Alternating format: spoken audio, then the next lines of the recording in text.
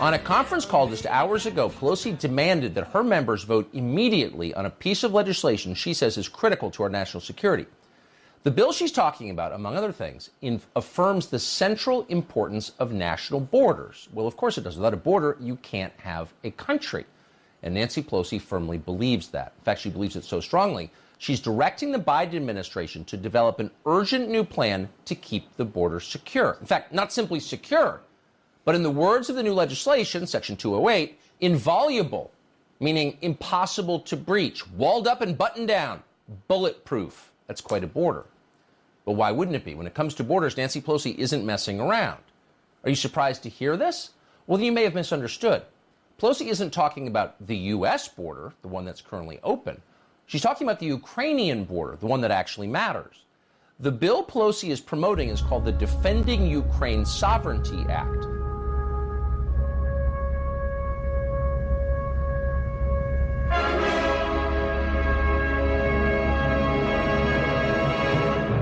Want to get it off your chest?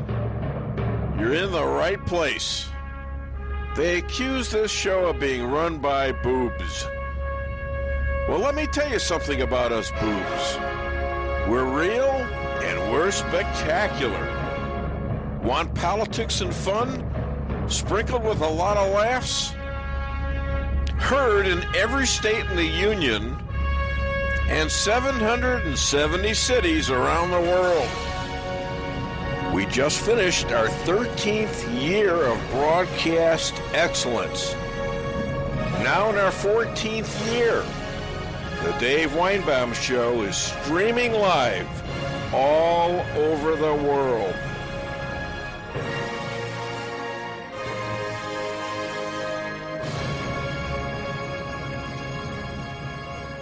The sky is darkening. Winter is surging. Events are coming together in remarkable yet devastating speed. Wildly spinning fan and drone accurate excrement about to meet. Ukraine borders matter. Ours are deliberately open. Millions of men, not families, illegally crossing the border to spread drugs like Chinese-made fentanyl to murder up to 100,000 Americans a year. Traffic children and women. Spreading COVID all over the United States by being flown to all areas of the United States in the middle of the night. Strategically planted in U.S. cities to create havoc and to vote Democrat. While pretending indignation over the January 6th event that turns out to be a minor riot instigated by our own FBI and other intel agents. This is a massive insurrection by Biden and every Democrat, including Manchin and Sinema. On the mandate pandemic front, the news is startling. This is looking like an intentionally coordinated effort by our very own Dr. Fauci and other doctors/scientists and the Chinese Communist Party to conspire to lie about the Wuhan labs. The money contributed from the U.S. taxpayers to create an efficient bioweapon to make billions of control populations with an ongoing cover-up and payoff of $15 million in grants from the NIH and FDA to silence doctors. It's all coming out. The vaccines are going to be banned. the mandates overthrown. And based on evidence from our own Department of Defense, our military that was forced to take the vaccine or else are now suffering diseases of death from 300% to 1,000 higher the 5-year average. The whole world is revolting. We're in a biblical storm never seen before. Take off your masks. Put on your seatbelts. Pray to God for guidance on how to fight back. Or am I wrong? Hi there, my name is Dave Weinbaum. I'm your radio/podcast host today. I'm sitting here with my beautiful wife, and I have an announcement about her. Her water broke this morning. No, it didn't. Yes, it did. It broke, no. and it did. It was in your purse. This is my water bottle. And it is broke. It is not broken. It broke. Okay. The lid was a little loose, kind of like you are. I thought we were going to celebrate something here today, but that would have been a pretty big shock to me too, ladies and gentlemen. But hi, honey, how are you today?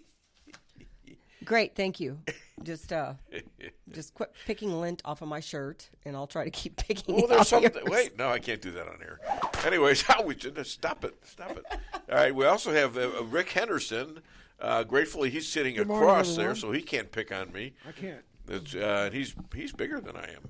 Hell, everybody's bigger than I am, and he's our junior producer with our senior producer sitting there, sort of like a thing that's kind of a mixed situation, but it is the way it is. All right, that's J.P. Maxwell. Hi. Good morning, everybody. All right, good morning. And we've got a great show today. I'll tell you about it a little bit after my opening act here. I'm not sure if that's he's ready or not, but please play his music.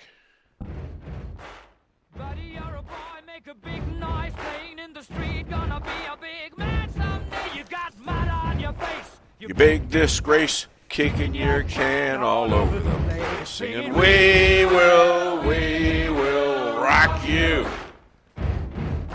We will rock you. Ladies and gentlemen, this man is 253 years old.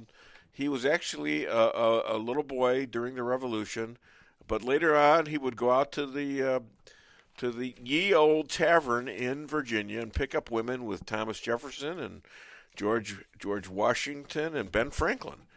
Ben Franklin was the forward guy. You know, they would send him out to get the women, and then they'd partake. Anyways, he is 253 years old. He's got all this wisdom and all this brilliance, and usually he puts a big old tin foil hat on to cover it all up. But as you can see, he's not wearing it today, and he's going to give us a little sliver of this wisdom here. Please welcome, all the way from Rolla, Missouri, J.J. Bradshaw. Thank you. Okay, my friend, what's under the what's usually under the tinfoil hat that you want to share with us today? Well, I have a little rant about Ukraine, and I want to put it forward because I think this is going to be the next big news maker over the next few months. As you know, you read the national news a lot. Russia has got about 100,000 troops and artillery, missile launchers, etc., amassed against the eastern border of Ukraine. And the Ukrainians have an army of about 32,000. So we're looking at about a 3-to-1 advantage for the Russians. Give you a little bit of history about this thing. Ukraine and Russia have been fighting since 2014. There are Ukrainian separatists who are Russian allies that would like the Ukraine to become a satellite of Russia once again, like it was in the Soviet Union. And to give you some perspective, since 2015, there have been about 14,000 people on both sides that have died in this little unknown war. So if you look at Ukraine, the Northeast bunch of folks in Ukraine are mostly pro-Russia. The Western and Southwestern folks in Ukraine are pro-European Union, pro-Western Union, Western Europe. So you've got a country that is divided and a country that has been on the brink of civil war, even though it is a weak democracy, actually a weak representative republic. So you've got this country that is not particularly stable, that the Soviet Union would like to fold into its sphere of power once again. And give you a perspective, Ukraine is about the size of Texas, give or take.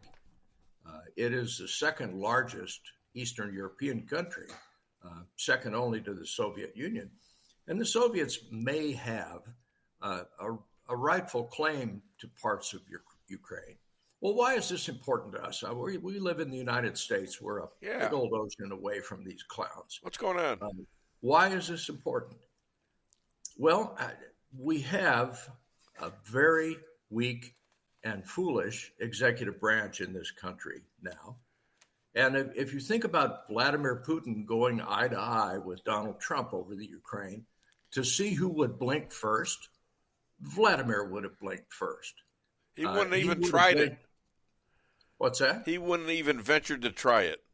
Oh, he'd have talked about it, but the fact is Donald Trump would have called his bluff. Yeah. Now he is up against what is clearly a fool and a puppet for Commander-in-Chief, and he recognizes weakness when he sees it. Hell, I recognize weakness when I see it, and this is the weakest president we've had in my lifetime, and I've had a damn long life. Well, you've lived through all of them, every single one of them. The point is, this is weakness on the order of Jimmy Carter, and I can see that a strong dictator like Vladimir Putin is sees that weakness and sees a political advantage in Eastern Europe, and he's going to take it. Those talking heads that say, "Oh no, war's not imminent. This is not going to happen. Diplomacy is going to win out." Blah blah blah. Clearly haven't studied their history. When the Russians took Crimea, there was nothing but a sigh from all of Eastern Europe and most of Western Europe. They said, "Oh, well, it's only Crimea." Well, come on. This is a Black Sea port. This is a Black Sea port that the Russians certainly could use. And the southern end of Ukraine is a Black Sea port. So Russia has a distinct advantage in invading them, and I think they will invade them. And our foolish government in a presser last week said, well, maybe it's a little invasion. What? Maybe it's a little pregnant. What the hell's the difference? Well, that's what Joe said. He also, well, yeah, that's what I'm talking about. He also called Zelensky last night and told him, well, I guess you're going to get invaded. As soon as the ground freezes, you're going to get invaded. How do you know that?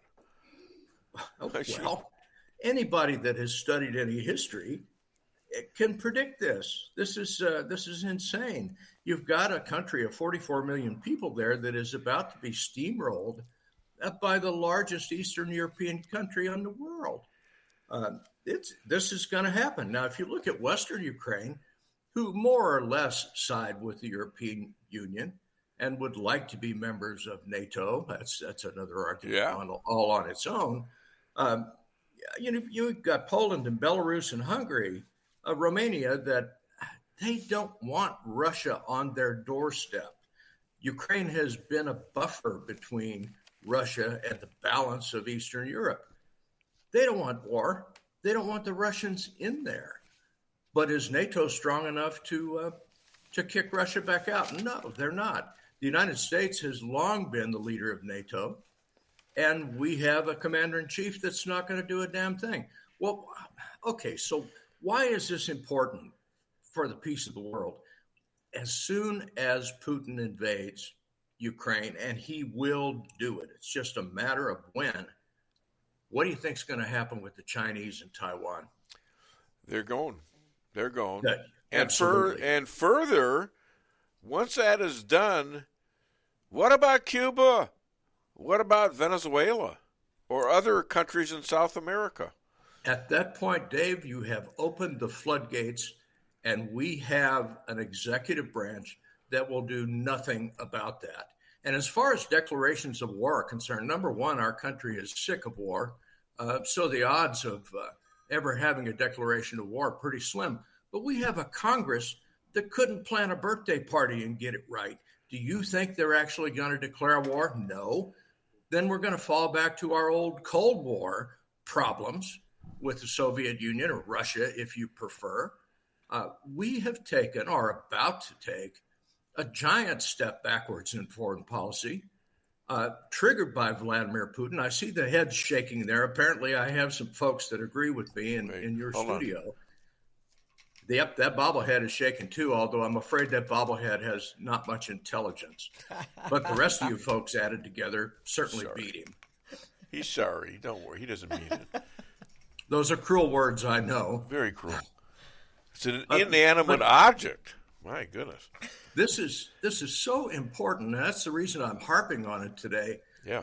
Because in our lifetimes, within the next few weeks, we are going to see a worldwide change that could have been prevented had we had strong leadership, had our executive branch paid any attention to what the Joint Chiefs of Staff have been telling him. So we have a year of weakness under our belts with this president, and now we're going to bear the fruits of that. We're bordering on a third world war, and if you recall, all it took was Archduke Ferdinand being assassinated to create a previous world war, and he was frankly nobody. I'm not sure that Biden is all unhappy about this. It takes the country's mind off of his other failures, which are too long to list on here. I only have a 3-hour show, and it's sort of like now they're trying to create this motto that somehow Ukraine borders matter, and we need to protect their sovereignty. They got 8,500 troops there, sending them there to do that. And how many troops do they have at our border? Our own government. Zippity doodah. That would be nothing. Right. So, Nancy is talking out both sides of her mouth here. I heard that statement that you quoted in your monologue, and I thought at the time, how can you possibly lie like this with a straight face? Are you really that evil?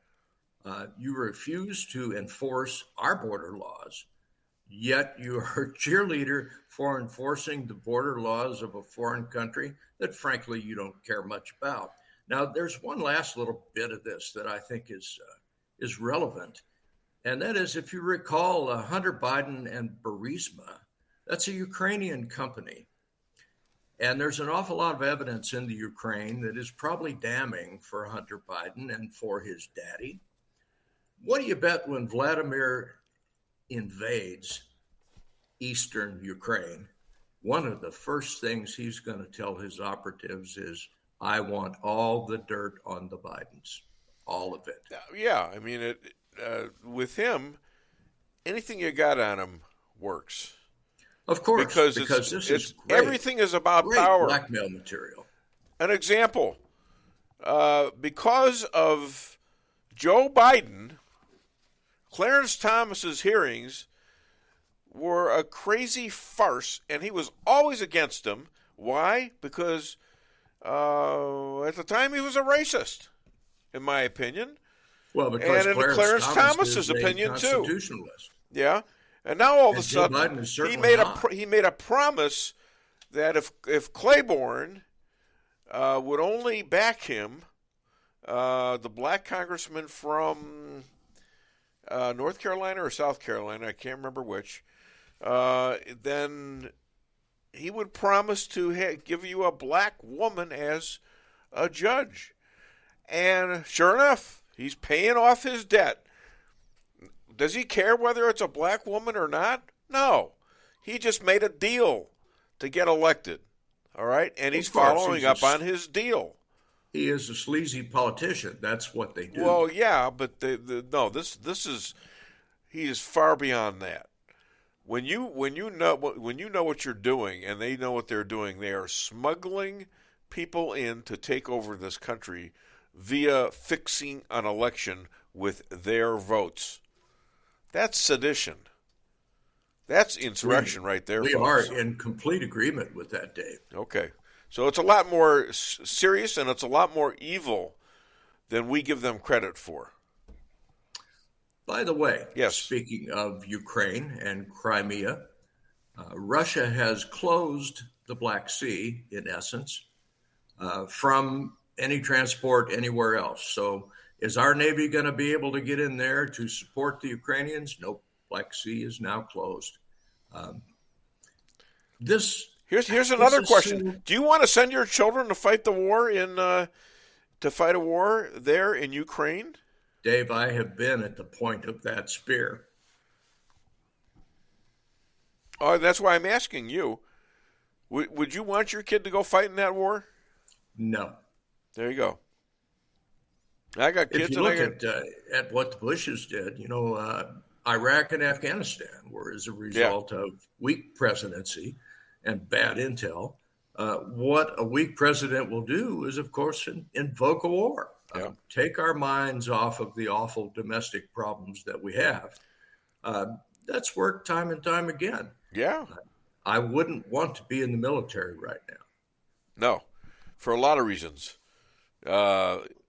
Being forced to take the jab and all that, and it's not looking good. I am less than pleased with the executive branch of our country. I think we took a hell of a loss when Donald Trump lost. Yeah. We're stuck with a divided Congress that, frankly, is so corrupt. I'm not convinced that they could actually produce any legislation that had any benefit to the United States. Our third branch of government, supposedly co-equal, may be the only shining star that we have, and that's our Supreme Court. Although we are going to have to kick a whole bunch of judges out. The Ninth Circuit comes to mind, that are political appointees, Obama sycophants, whatever you'd like to call them. It's sad that a country with supposedly three co-equal branches of government are stuck with a single branch that might be effective. One more question. The other two are relatively worthless. Even if it's Donald Trump, should we ever trust our government? I don't plan on trusting them again, and I intend to live forever. And I know you're gonna too. And isn't our Constitution based on not trusting your government? Yes.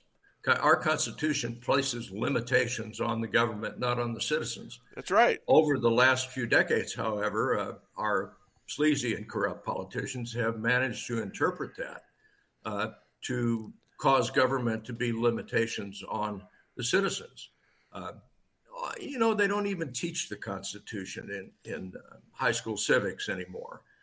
What a damn shame that is. Yeah, it's a bit being replaced by critical race theory. So you have to ask yourself, and you and I have had this conversation, at what point do you say enough? At what point do you say it's time to overthrow these people because they clearly are outside the rule of law? Of course, by election. All right, JJ, what else you got? I got one final lick at you, All Dave. right, Are you ahead. ready? I'm ready. Been looking at Lisa. She's lovely this morning. I told her that. Three of you guys are just old guys. Wait. You're calling. Wait a minute. You're JJ. 253 years old. I'm very respectful of your age, and I'm like 73. And you're calling me old? I am extraordinarily well preserved for my age. Thank you, JJ. Calling Keto black. You're looking great, too. Here I am. What? Thank you so much. Yes, you look That's great. all I had You to look say, great. Dave. I love And, the show. you got a lot. Your opening act. You got a lot more hair than I do too, and I'm a little jealous. JJ, thank you so much for being the opening act of the Dave Weinbaum Show. God bless. Good day. All right, goodbye. Okay, now he's trying to figure out how to turn it off. Don't worry, we removed you. It's so weird. All right, I did that because of him calling me old. Oh my! Had to get a little That's payback just somehow. terrible. Okay, so let's talk about who's going to be on the show other than JJ. Great opening act. best anybody could ask for. He does his own thing, and I don't have to prepare for him, but I do prepare for the Rabbi Moshe. It's a little risque on this. It came out a little risque. I debated whether or not to play this or not. So if you have young children, don't let them listen to Rabbi Moshe and me today. Oh my! What did you do? Well, you'll find out. It's a little risque. It's just a stupid joke. It's interesting. We'll put it that way. Yeah, stupid joke. And the rabbi did it. He's responsible. So I'm going to have to kick his tuchus next time I see him. Anyways, how do you don't talk about a rabbi that way, do you? You shouldn't. I think you've known him long enough. You can probably get away with it. You think? Well, he says, we both insult each other. That's how we met in your mother's church. Imagine that, me and him meeting in your mother's church. Wow. God's got a sense of humor, right? Well, yeah, that's why he created us, I think. There's a lot of things that go on in that little church up the hill. Yeah, what else is that? What else? Our newly chartered Merrimack Republican Women's Club meets there. And who's president of that? Right now I am. What do you mean right now I am? What does that mean? Well, hopefully I don't get impeached. Hopefully I'm a better leader than All right. Well, Biden. if you listen to me, and you did somewhat on how to run a meeting, I've been doing it for like 35, 40 years, and I've got some tips. I think I got to be better than Biden. Part of running That's meetings, my goal. You're going to be better than me. Great. But part of the reason I can do this reasonably well is because I ran meetings of people that were diverse to any race you want to think of, who were politically divided, who were divided about strategies, to having the corporate people there and trying to not appease everybody, but make it fair for everybody. And I think they know that I was trying that. And and most of the time they cooperated because the meetings were good. Everybody got to talk, and they didn't get to talk forever, though. And I wouldn't let anybody, even a corporate guy, even the president of McDonald's at one point, step in before somebody else was on the list to speak. And you know what? Even they began to respect that after a while, too. I would like to add, if Yes. anybody is interested in joining our group, please feel free to reach out to me. Okay, and how did they do that? Lisa Ann Weinbaum Okay. on Facebook. Lisa Ann Weinbaum on Facebook. Or on the Merrimack Yeah, Republican we Women don't want people trampling our lawn. Facebook page. Trampling and, coming Like to trampling on through our words. house and stuff like that. Our people- amazing house right now. Trampling on our words here. Okay. So we've got, coming up, we got the rabbi. We've got Cheryl Chumley coming on again, 2 weeks in a row. Imagine that. And she's always great. She is the media goddess to the Dave Weinbaum Show. We have the anti-Marxist guy who says what he thinks a lot and very easy to interview because this guy's hot right from the time I talked to him, and he's on target. Very anti-communist, very anti-Marxist. Chris Adamo, and the fiery Latina, Liz Farinas. And I have a little story to tell because we have more Latinos than I thought. We've got Liz, obviously from Cuba. My understanding is that the rabbi's grandmother was married to a Cuban, that he has Cuban relatives based on her children and grandchildren. So the rabbi is an American Latino Israeli. How about that? And then Can't make that up, right? Then I get a call from the conservativa last week, Alexandra Levine, who also, when I told the rabbi about this, he says, you know what? He says, I have people in my family named Levine. Well, she tells me that her family is not from Europe. They're from Spain. She is a Latino Jewish American. How about that? And we started wondering if maybe are they related somewhere down the line. Distant, but I got to ask her that, They could be related because they got Levines in Cuba, Levines in Spain. It's all very interesting. I'll tell you what. Very interesting. I'll tell you about my trip Look at that, bringing families together in more ways than one. Look at that. Well, it's interesting. All the people that go on this show, they sort of have a little club. They all follow each other, and then they talk to each other, and they gossip about me, mostly Lisa, and it just it's getting to be too much. But I'm joking about the nastiness. It's like we all get along, even though I can be tough on them in an interview, But we have fun doing the interviews. At least I do, and I think most of the time they do too. All right, on the board we've got the monkey here. Rick Camino. Good morning, everyone. Good morning, Monkey. We got Patricia Odin Maxwell, the official pastor to the Dave Weinbaum Show. Good morning, coming on good. Me listening. JP's baby boy is lost. Oh no, still asleep on his day off from school. What the hell's going on with that? He's in preschool. They don't do preschool on Fridays. So. Oh, okay. Yep. Well, that's a good deal. All right. Yeah, well, let him sleep, Mom, Grandma. All right, and Pamela Tanner, a great opening monologue and opening act. Great discussion on Ukraine. Thank you so much, Pamela Tanner. Hi to Lee, and I'm praying you're right on this next one. God's got a sense of humor.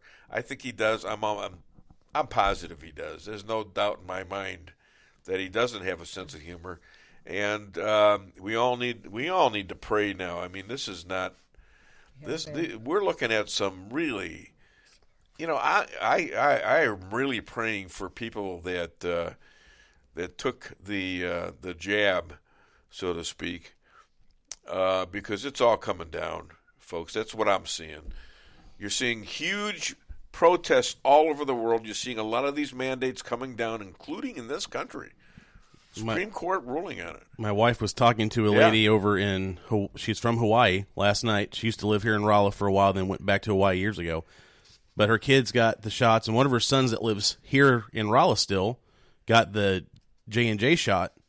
And on his flight back he went to visit them in Hawaii and then come back home on his flight over, his face became paralyzed. He's just now finally getting feeling back in his face, and he got the shot back in November. He's probably late, I'd say early 40s. Yeah. Yeah. And I did this little questionnaire on Facebook 6 months, and then I did it again. And 6 months ago, it was 90% of the people said they knew people that had this or they had personal experience with it. And 10% said they didn't. They didn't know anybody. I don't know any of my family, blah, blah. And this time, there were some people that knew deaths of family and others. It averaged about 5 per person. I did it again recently. I got about the same amount, about right around 100 responses. And this is adverse affection of the vaccines, like the VAERS report. And this time, I think I had one person out of 100 that said, no, he didn't have any contact with it. Everyone else had contact with people they knew, up to 50 people in one case. So I'm averaging this instead of 5 per person, and now to 99.9%. And it's also about, I'm saying about 12, 13 people per person. So that's up well over 100%. And we're not just talking about small side effects. We're talking about major health complications because of major health complications and death. Yep. Okay, and just dying out of nowhere with no real. Some had conditions, but within a week or so, VAERS does not count anyone until their last shot was 14 days ago. Do you know how many people that leaves out? One Harvard scientist said it's like 99% of the people are left out for adverse and or death reactions. That's incredible. So what we're going to do right now is we're going to do our first commercial. We're going to get the rabbi on, and then we're going to listen to Cheryl Chumley and go on with the rest of our show. If you want to be on the show, call 573-578-2700. How was that, Chester? Okay. And Chester also participated in this. I got to remember exactly what he said, but I got it written down, so I'll mention him too. But let's do a commercial right now. Come back with the rabbi. Hit it. Honey, what are you doing? What does it look like I'm doing? It looks like you're filling up a swimming pool. Yep, I'm filling up a swimming pool. In our living room? How else am I going to watch the game and stay cool? If your AC is on the fritz, call Hartley's Climate Control. Hartley's is the area's best in HVAC repairs, installs, and maintenance. Knowledgeable, honest, and dependable. Serving Rolla and the surrounding areas for commercial or residential needs. Hartley's Climate Control. Community born, community raised, community serving. Call Hartley's Climate Control today at 573-368-3163. Kent's Jewelry does custom engravings for almost anything. Awards, signs, guns, swords, mugs, yetis, and knives. Kent is the premier custom jeweler in mid-Missouri. We have a great staff, the technology, and equipment to create what you dream for, jewelry and engraving. Kent's Jewelry, 907 North Pine, downtown Rolla, 573-364-1030. That's 573-364-1030. Locally owned. We can sum up McDonald's new crispy chicken sandwich in one word. Crispy. But also juicy and tender. Okay, it's crispy, juicy, tender. All one word. But then, also pickle. Oh, and potato bun, which is two words. Okay, we can't sum up our new crispy chicken sandwich in one word, so you'll just have to try it to understand it. Order ahead on the McDonald's app at participating McDonald's. Ba-da-ba-ba-ba. Merrill's Quarry and Asphalt, 40 years serving cities, counties, and everyday businesses with driveways for people who live and work in our little piece of heaven right smack dab in the middle of America. Call 573-578-9101 for your free estimate of rocking, rolling, paving, driveways, sealing, and striping, too. That's 573-578-9101 for your free estimate. At your locally owned Price Chopper, our standards are high because we know yours are. See for yourself what an incredible fresh selection of grocery items we have in store. Talk to our expert meat associates about what you're looking for. They're happy to meet any special requests like custom cuts, or see our expert produce associates on how to pick out the best fruits and vegetables. Quality in the deli means fresh, full flavor, and always delicious. If you're craving fresh baked goodness, we have that too. You can expect the best selection and the best value while interacting with our friendly and knowledgeable employees. You can find what you're looking for fast and easily at the best prices at Price Chopper. Fresh savings every day. Your home is your castle. You don't need unwanted hassle. Don't let those creatures move in to stay. Let us protect your investments. That's what we're all about. Plank Termite and Pest Control will save the day. Plank is locally owned and family operated right here in Rolla, a Google preferred business. Our customer service and your satisfaction is our number one goal. So call Plank today at 368-3333. Plank Termite and Pest Control will save the day. Maybe it's for a kitchen you've always wanted. Maybe it's just to have a little extra room. Whatever the reason you're considering a new home loan, it's good to know that Town & Country Bank will guide you in the right direction. Our experienced local lenders are here to help you with a new home construction, remodeling projects, and fixed and adjustable rate home loans. You can even start the process online by clicking Online Mortgage Center at tcbanks.com. Smart, friendly solutions. Town and Country Bank. Member FDIC, Equal Housing Lender. Hey, got a new sponsor yesterday, I think. Tom at Coy's and Mandarin.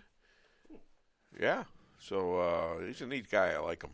Always happy to have more sponsors. Oh, absolutely, absolutely. And They eat there more. we now. love Chinese food. Yes, we do. Jews in general love Chinese food. It's the only place generally they can go on Christmas and get Chinese food. Every other place is closed. So, okay, we're gonna play a little bit here first. Hope you like it. Hit it, please. Record me makes you feel safer. That's fine. Give me a second here. What I'm going to do is actually share it a different way so that everybody can see it on the screen here. Oh, please do. Yes, we're technically getting better and better at this, aren't we? It's I really think so. Good. It's really fun when people can see it. Mm-hmm. You know. Here we go. Record me makes you feel safer. That's fine. I support you in doing that. But here's what's going to happen next. You're going to do me a favor, and I'm going to do you a favor so we can both go on about our day. What favor can I do for you? You're going to slow it down when passing through here. We got a lot of traffic. I'm going to rip that Biden-Harris bumper sticker off the back of your car so people don't think you're an idiot. I mean, let me just tell you this before the rabbi. You know, the Breyer situation, the Supreme Court Justice Stephen Breyer resigned, and Biden says, okay, I'm going to pick a black woman for the next Supreme Court justice. And suddenly people were talking about Candace Owens. And Candace Owens put something on there that, wow, I'm really grateful for all the attention that of me being a Supreme Court justice and all. So I wrote a little something. I said, you know what? I don't think that would be a good spot for you because you wouldn't be able to talk as much as you do, and we need that. We need you to interact about our government and about things that may be in Congress, even in the White House.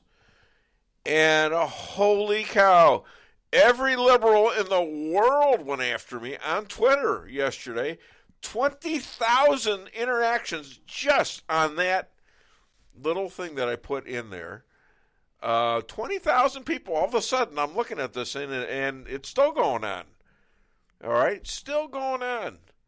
And they were saying she dropped out of high school. She dropped out of this. You can't do it unless you're a lawyer. I looked it up, by the way.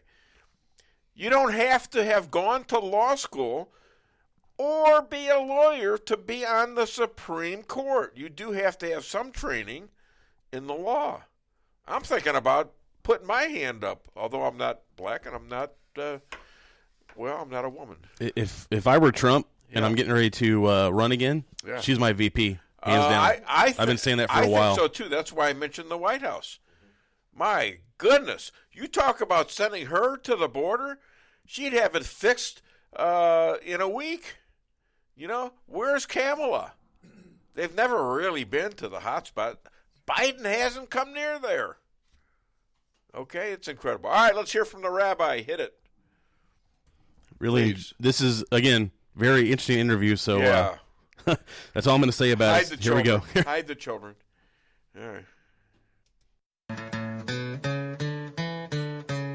Yeah, 1 second, Dave. You were talking to another rabbi? Sounds like you're cheating on me.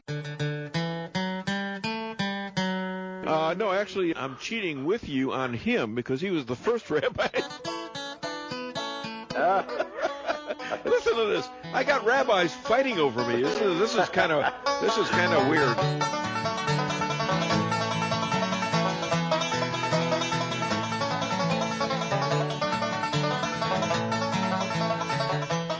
Ladies and gentlemen, second most powerful in Israel and his own house, according to his wife Yonit. He travels the world, uniting Christians, Jews, and Muslims.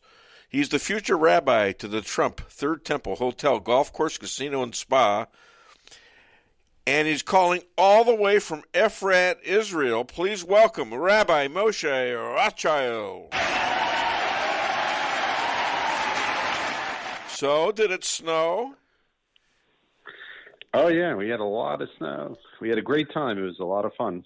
Did you make little angels in the snow? No, but we did make a nice snowman. Oh, that's well, cool. I didn't make it. My kids did. Did you put a yarmulke on him? He was wearing a nice hat. He didn't have a yarmulke, but it might have been under the hat. It's a hat. That's all right. Hey, by the way, today is Holocaust Remembrance Day. Is that right? That's right. Today's the International Holocaust Remembrance Day every year, January 27th. You know, to me, the surest way to remember the Holocaust is to keep talking about it, to make sure the world remembers that this happened, and you can't just say we don't want to talk about it because it's awful to do. I think it needs to be repeated because the history demands that it be repeated, and history repeats itself. What do you think? Right. Well, I think you're right. The problem, I mean, the statistics in the United States of the amount of millennials that have no idea, don't even know what the word Auschwitz means, it's quite frightening. And we're talking about, 70 years ago, 75 years ago, and the memory is fading. So sadly, you're right, but sadly, I'm not sure where we're heading, and history does repeat itself for those who forget to learn the lessons of it, and I'm concerned about that. Well, the schools are one thing. I can't do it. You have to have these parents out there who are right now being very, very effective at these school board meetings. But what I can do is from my end on social media and every place else I can, I'm going to talk about it. And I know even you have criticized me sometimes when I bring up Holocaust comparisons. But maybe it'll get somebody in there looking at the actual history of it too. Yeah, it's so unique, and sometimes the comparisons are so immoral. But people will compare. I don't know, some very benign things, and they'll say, "Oh, it's like the Holocaust." But when I was here in Israel a few years ago, when I was here, I am here, and we had 2 African American pastors that we brought to Israel, and I took them to Yad Vashem, which is Israel's Holocaust Memorial Museum, and they really felt it and appreciated the significance, I think, more than the other pastors who were with us, and they came over to me and said something, because there's a history of a lot of racism in America, and they understood, they understood it deeper than others. Yeah, you raised something with them that they're not going to forget, which is great. Yeah, because there's some animosity between some in the black community and some in the Jewish community, as you well know. Yeah, look, Dave. One of the things that we do on our free pastor trip is every time we take them to Yad Vashem, the Holocaust Museum. One of our goals. My wife talks about it all the time. We want to start a program called Pastors to Poland to bring a group of pastors to see firsthand Auschwitz, to see Majdanek, and to see the camps. There's a show, Oprah Winfrey went with Elie Wiesel, the famous Holocaust survivor who passed away not too long ago, and went with him. Nothing compares to seeing it firsthand. It's unbelievable until you see it. Well, segue to that is so it's on our agenda. Is there are 3 countries that Israelis think are the most anti-Semitic, at least the Jewish Israelis. The first one is France, of all things. The second one is Poland, and third is Germany. What do you think? Right. Yeah, I mean, I would put probably on that list the Ukraine as well. And Ukraine, see, Germany, though, Germany apologized, and they've taken responsibility. Poland never has. Poland sees themselves as a victim. Yeah. So, Elie Wiesel, I think it was Elie Wiesel on the March of the Living, which is an annual trip where Jewish youths mostly go back to Poland, and they mark Holocaust Memorial Day in Poland. And Elie Wiesel, every year that he went, he would not spend the Sabbath in Poland. He said, I'll go to Germany, but not Poland, because Poland never took responsibility. Germany, at least as a country, has. I'm not saying the anti-Semitism is gone, but at least on a governmental level, they've taken responsibility for what they did. But Poland never did, and it's a problem. First it was Palestinians smuggling sperm hidden in potato chip bags.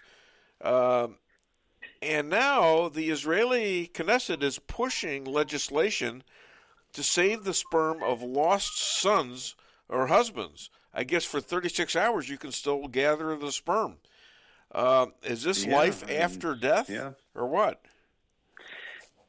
What do you think of this? Those chips, those potato chips, someone, it's amazing how they discovered that, someone, I guess, picked it out and said, these are a little salty.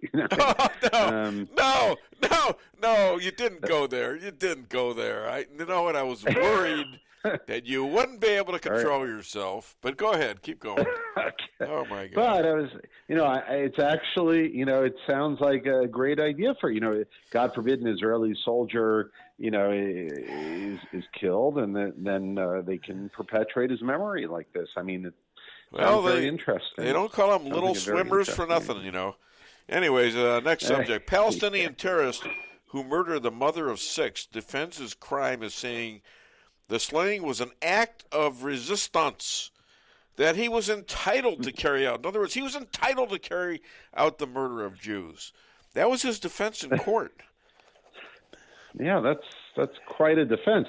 You want to be entitled. You're entitled to sit in front of the Parliament building and hold up a sign. Yeah. That's quite a distance. And saying I can kill 6 people is my entitlement. Yeah, mother of 6, no less. That's an insane. Hey, I understand. Now, is this true? Your mother was a Cuban? My grandmother. Your grandmother was born in Cuba? She was actually born in Russia, and she grew up there. She came to Cuba, I think, when she was like 2 or 3, and she grew up in Cuba. Yeah. Did she marry a Cuban Jew? No, she came to the United States and married a gringo. But I have lots of what they call Jubans living in Florida. Yeah. Relatives. So you have a Latino American Israeli connection, don't you? That's right. That's interesting. Right. Because I'm getting all these Latino women on there. I got Liz on there, and I got another one. She's an opera singer. Yeah, I think Liz is she's from Cuba originally. Yeah, she's from Cuba. And the other one, we have a connection. Alexandra Levine. She's an opera singer. She's been on the show once.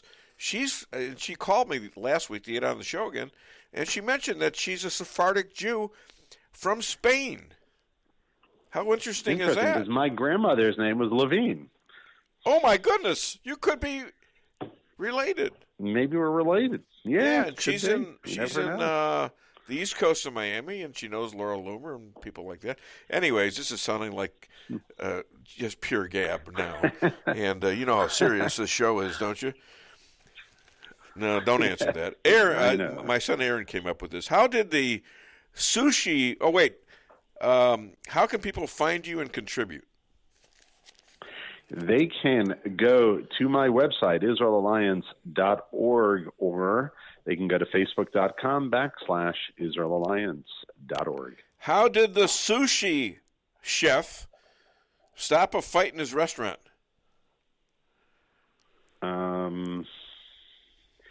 How did the sushi chef stop a fight in his restaurant? Yeah. I give up. He told them to cool their tempuras, or he would roll them in wasabi.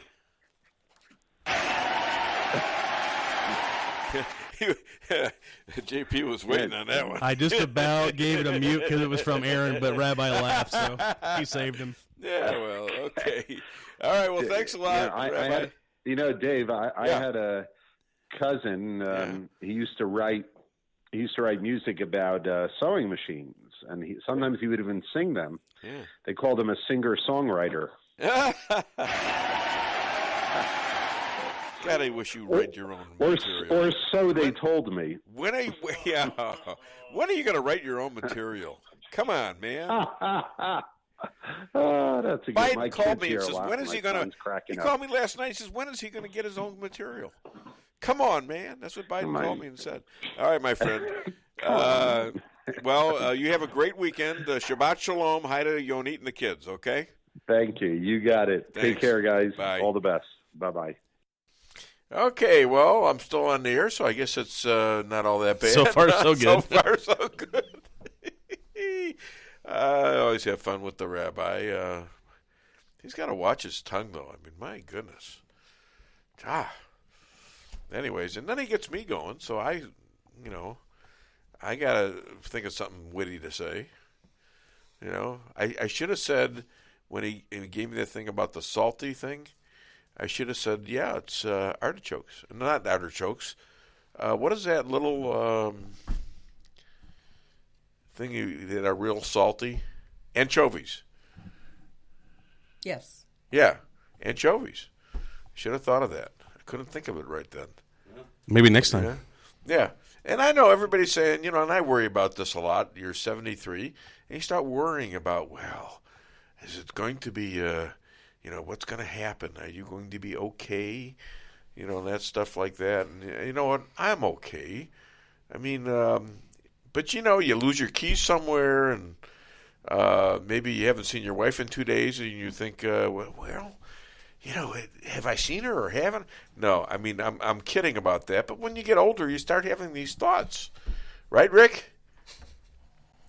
That's absolutely correct, Dave. He just had to remember where to hit the button so he could talk. Got to be sure. I can't keep my mic on because something might just pop out unexpectedly. So I have to really watch myself. Yes, he's monitoring himself, and I'm very happy about that, quite frankly. I mean, he has some great theories, but, not a lot of proof. Anyways, Rick Camino, I think you know him, too, did you know you can listen to the Dave Weinbaum Show live on MidwestNews.us? Yes, I read that, too. So, as does my wife, obviously, since she came up with something from it. Pamela Tanner again. No, she's not again. No. That was familiar. Yep. So if they want to leave a message instead of calling 573-578-2700, what should they do? They can also comment on Facebook or also DaveWeinbaum.net. We're monitoring that as well. And where does this show go? I found out, and I wasn't sure about it because my son set this up early on. But we're all over the place. Holy cow. We're on Amazon. We're on Apple. We're on Spotify. Yep. iHeartRadio. We have a lot of reach, and I think we're doing really good right now.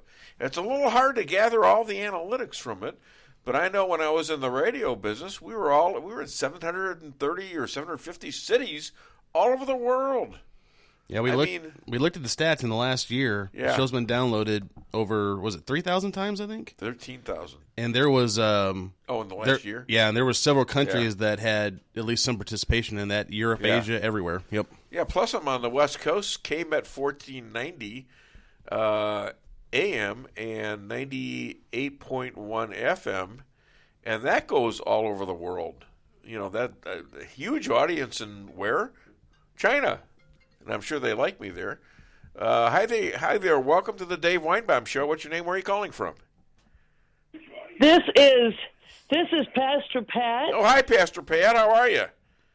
Just fine. And I have Christopher with me. He's watching the show, too. Oh. And he wanted to say hi to his daddy.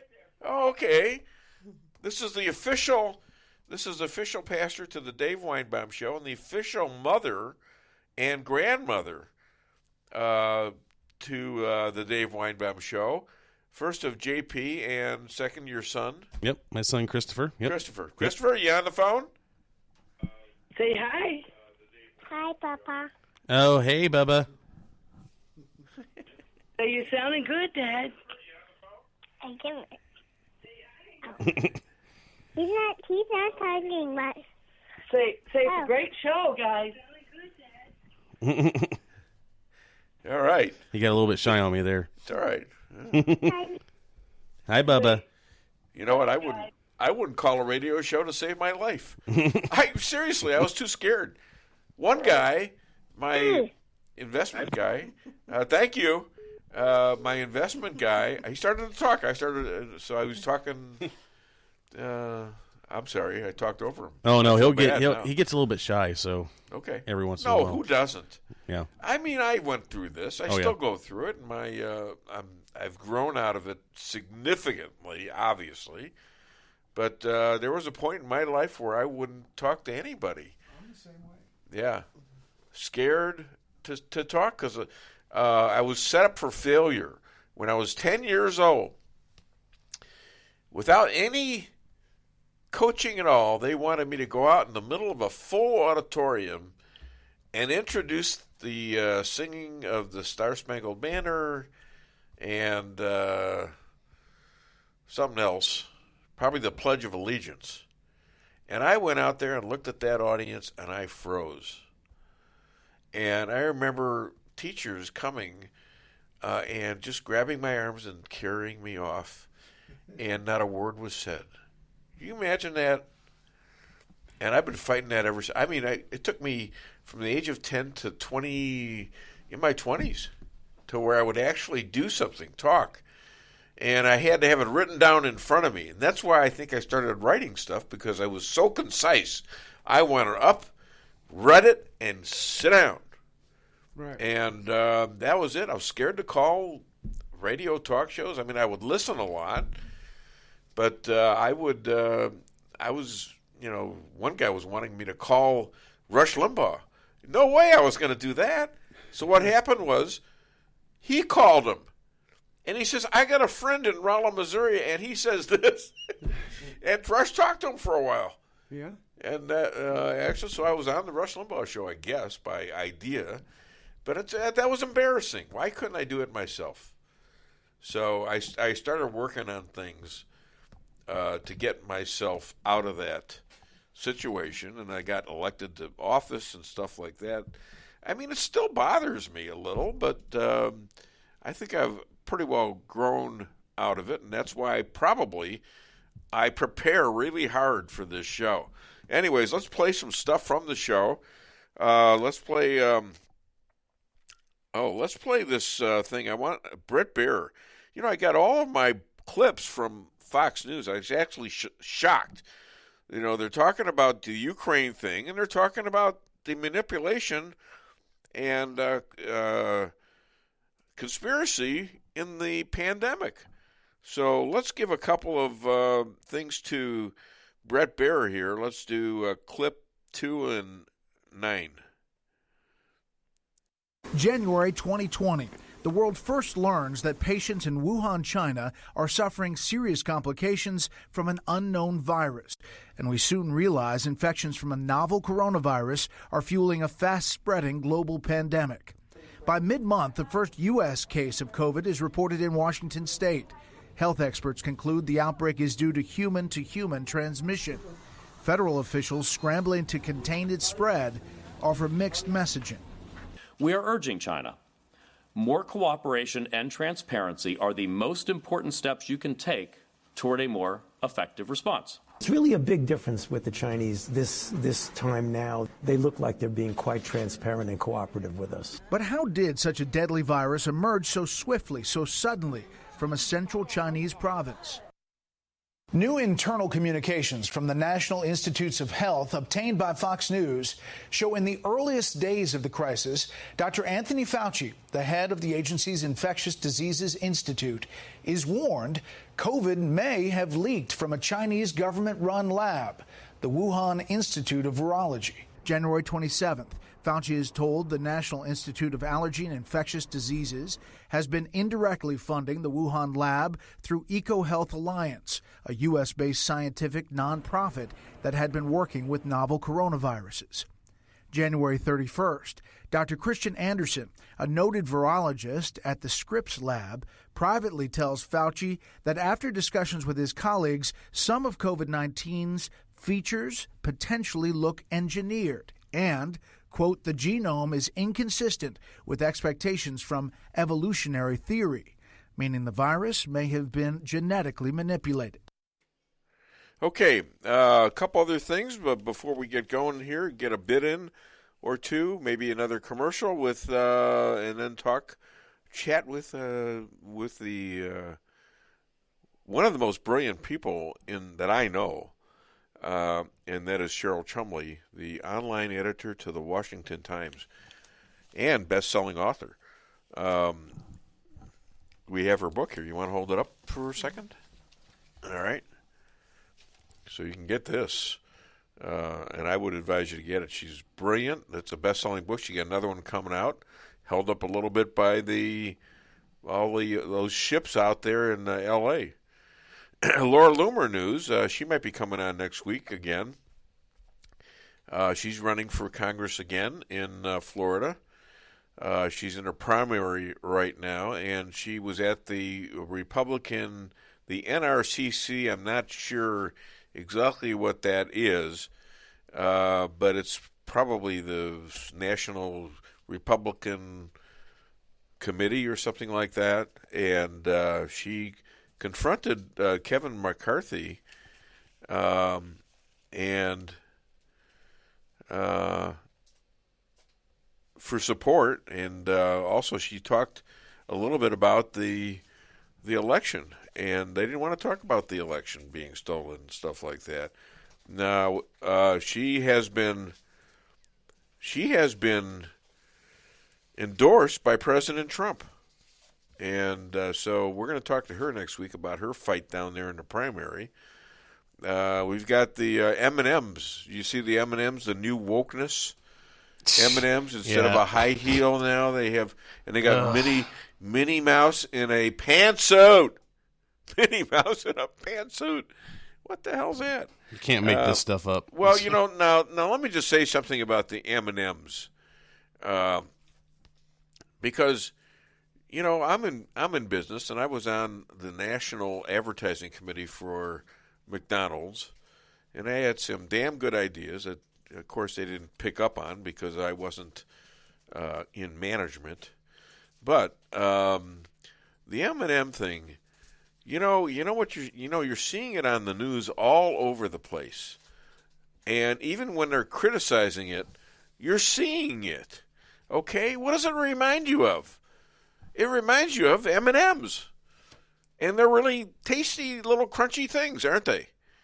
And I don't think it's a bad thing, even if they're talking bad about the little characters in there, having a different or new news about them. They're getting a lot of free advertising, folks, and I know that's valuable stuff. Sometimes it's okay if people are critical of you, as long as they keep remembering your name and remembering your product. All right? So, we've got Jesse Waters has his own show. I always thought he was pretty good. And he's got you can email him or fax him a message. I'm going to do that one of these days. And hopefully I can be witty enough to get on his show.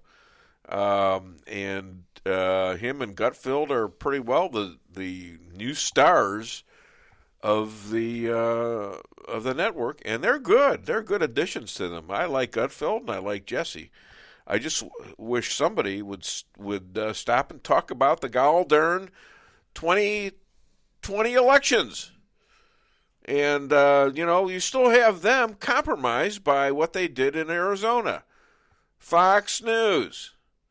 Okay, because that's going to come out too. I mean, even today, can you imagine Joe Biden actually beating Donald Trump with 81 million votes? There's no way. And Trump got 12 million votes more than he did the first time. At a minimum. Yeah. At a minimum, yeah. That's just what's being reported. I suspect that if anyone got 81 million votes, it was Donald J. Trump and not Joe Biden. I mean legitimate votes. Okay? And the disgrace they're pulling off now with this border, we've been invaded. 2 million illegal aliens spread out throughout the country. That's an invasion, folks. That's insurrection. This thing at the Capitol, you had one dead person, and she was murdered by a cop, and it was Ashley Babbitt. And we got film of it.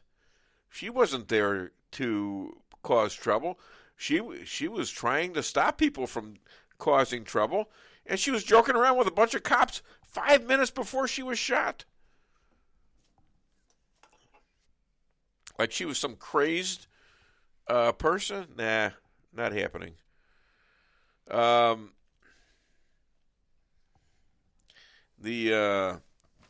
Biden administration now is pretty much they're being criticized by the mainstream media. And now the mainstream media is criticizing the press because they're too mean to him. Did they forget Trump?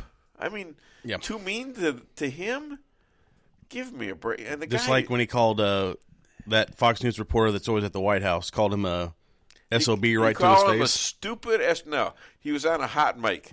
He called him stupid son of a B. Mm-hmm. You can say that on there. Mm-hmm. And what an insult.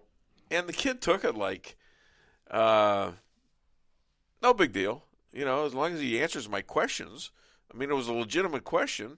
And he says, I don't care about that stuff. And Biden called him and apologized. And he says, Peter Ducey said, mm-hmm. I'm going to ask you tough questions. He says, well, that's your job. He says, okay, no problem. So he took it well. He's a hero, I'll tell you that. None of these other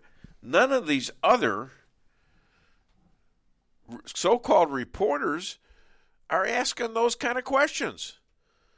He's the only one. The only one. And yet Trump wasn't presidential? Mm-hmm. Okay. No, yeah, right. Okay, well, let's play, let's do Seinfeld toilet paper, okay? Excuse me, I'm sorry. This is kind of embarrassing, but there's no toilet paper over here. Are you talking to me? Yeah, I just forgot to check. So if you could spare some. No, I'm sorry. What? No, I'm sorry, I can't spare it. You can't spare it? No, there's not enough to spare. Well, I don't need much. Just 3 squares will do it. I'm sorry, I don't have 3 squares now, if you don't mind. 3 squares? You can't spare 3 squares? No, I don't have a square to spare. I can't spare a square. Well, is it 2 ply? Because if it's 2 ply, I'll take 1 ply. 1 ply. 1 puny little ply. I'll take 1 measly ply. Look, I don't have a square, and I don't have a ply. No, don't pull. I beg you. And later, Elaine comes in when this gal's sitting in the...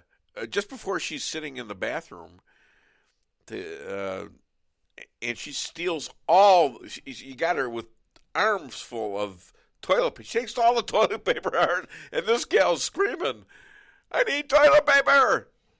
The other gal, she got her revenge. It's funny stuff. How do you make a commercial of 2 women sitting next to each other, not seeing each other, on the toilet? It's just incredible. Somehow they did, though. Yeah. I mean, so from that point of view, I admire him. The rabbi says Jerry Seinfeld is pro-Israel and has done a couple of benefits in Israel. have to take his word at it. Larry David, not so much. Carl Reiner is an idiot in regards to Israel. I would call him a traitor. I called to him in his face of the things he said about Israel and the Palestinians, and I wonder what he'd do if a Palestinian confronted him like they did others in L.A. and asked if they were Jewish, and what would he do? What would he say? Oh yeah, but I love you guys. Yeah, right. Hey, and speaking of a person of importance, I think I have Cheryl Chumley on the line, and we're going to play her song. Champions, my friends. We'll keep on fighting to the end. We are the champions. Come on, Cheryl, sing along. We are the champions. Okay, all right. Good to be with you, though. Ladies and gentlemen, military veteran, Washington Times online editor, author, speaker, Novak Journalism. Weren't you going to hold up her book, honey? Oh, JP. All right. Okay, you told me you were going to do it, but we're holding up your book in case you haven't seen it. She's a Novak Journalism Fellow and the media goddess to the Dave Weinbaum Show. Please welcome Cheryl Chumley. Hey, guys. How are you? We're good. How are you? I'm doing well. Thank Good. you. Newsmax still exists, right? Yep. Okay, good. Just checking. You never know these days. So there's a lockdown orgy going on from 4 blue state governors. Are there more? The school kids are suffering. Greg Santos' son abused, and New York judge reinstated the mandate. What's going on? Yeah, the left is going nuts, aren't they? I mean, oh my goodness. You know, the science has decidedly shown at this point that face masks don't work, right? And the Constitution has decidedly said that private citizens in America should have the right to choose whether or not to get the vaccine. Yeah. And yet Democrats, as much as they're slapped back by court and as much as they're slapped back by common sense interpretation of constitutional freedoms, they just keep pushing. And honestly, in my view, it's the kids who are suffering the most right now because they're being forced to do things that are striking fear at their very being. So they're going to grow up with this fear of just basic living in America. Absolutely. And who's in charge of these kids? It's the parents, as we discussed that last week. Dr. Fauci, there's a cover-up of the Wuhan lab being the initiator of the pandemic instead of the wet market. Then his NIH officials were awarded several of these doctors $15 million in grants. Your thoughts?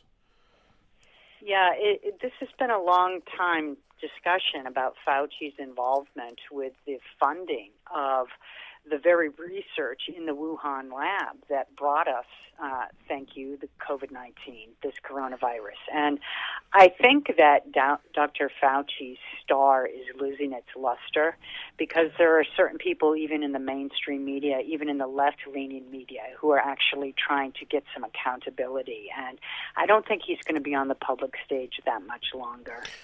Well, I'm a little more coarse with Fauci because in my mind, what he did was, first of all, he got funding for some of this work that made this into a bioweapon from U.S. citizens, and he lied about it, still lies about it. It's proven that it came out of the NIH, and yeah, you say Fauci's time has passed. I say he's culpable in millions and millions of dead people, and he needs to spend time in jail, if any place. That's my opinion, though. Well, I think Rand Paul would agree with you, Senator Rand Paul, who is really actually getting a lot of campaign steam from his opposition to Anthony Fauci, because he's one of the few senators on Capitol Hill who are demanding accountability from this guy, who always gets a free pass in the media. Yeah, and speaking of senators, let's talk a little bit about Senator Ron Johnson. Now, I don't know if you ever heard of the Stu Peters show, but he had this thing on with Ron Johnson getting testimony from an attorney, Thomas Renz, to testify to the Senate. And this is jaw-dropping information from the DOD.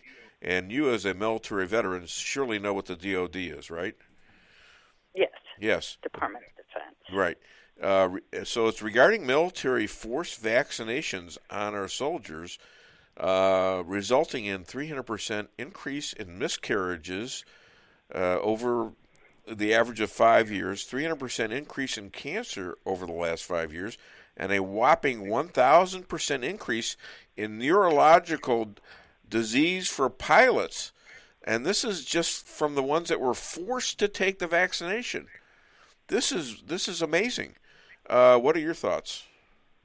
Well, I actually had Senator Johnson on my Bold to Blunt podcast a few months ago when he was talking about, the vaccinations and the vaccines and the forcing of the mandates and so forth. And he was looking at some of these pharmaceutical companies and looking at some of their claims. So I'm not surprised that he is taking the lead on looking at the military's forcing of soldiers and members to take the vaccines.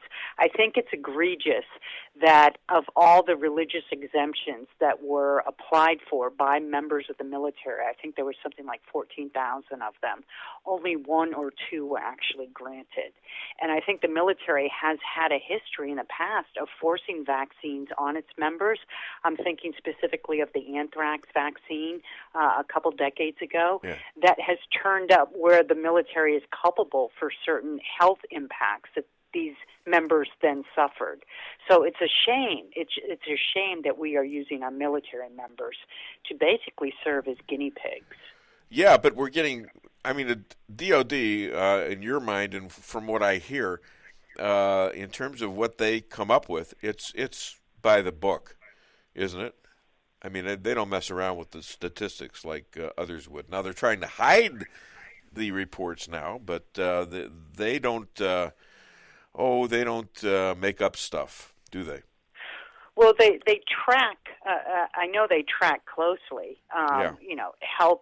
Adverse health impacts from their members. But Right. as you said, they're not always forthcoming with those numbers, and it can actually take a generation before they actually do come out with the truth. Think of Agent Orange and the poor Vietnam veterans who suffered egregiously, and it took forever for the military and our own government to admit and acknowledge culpability there.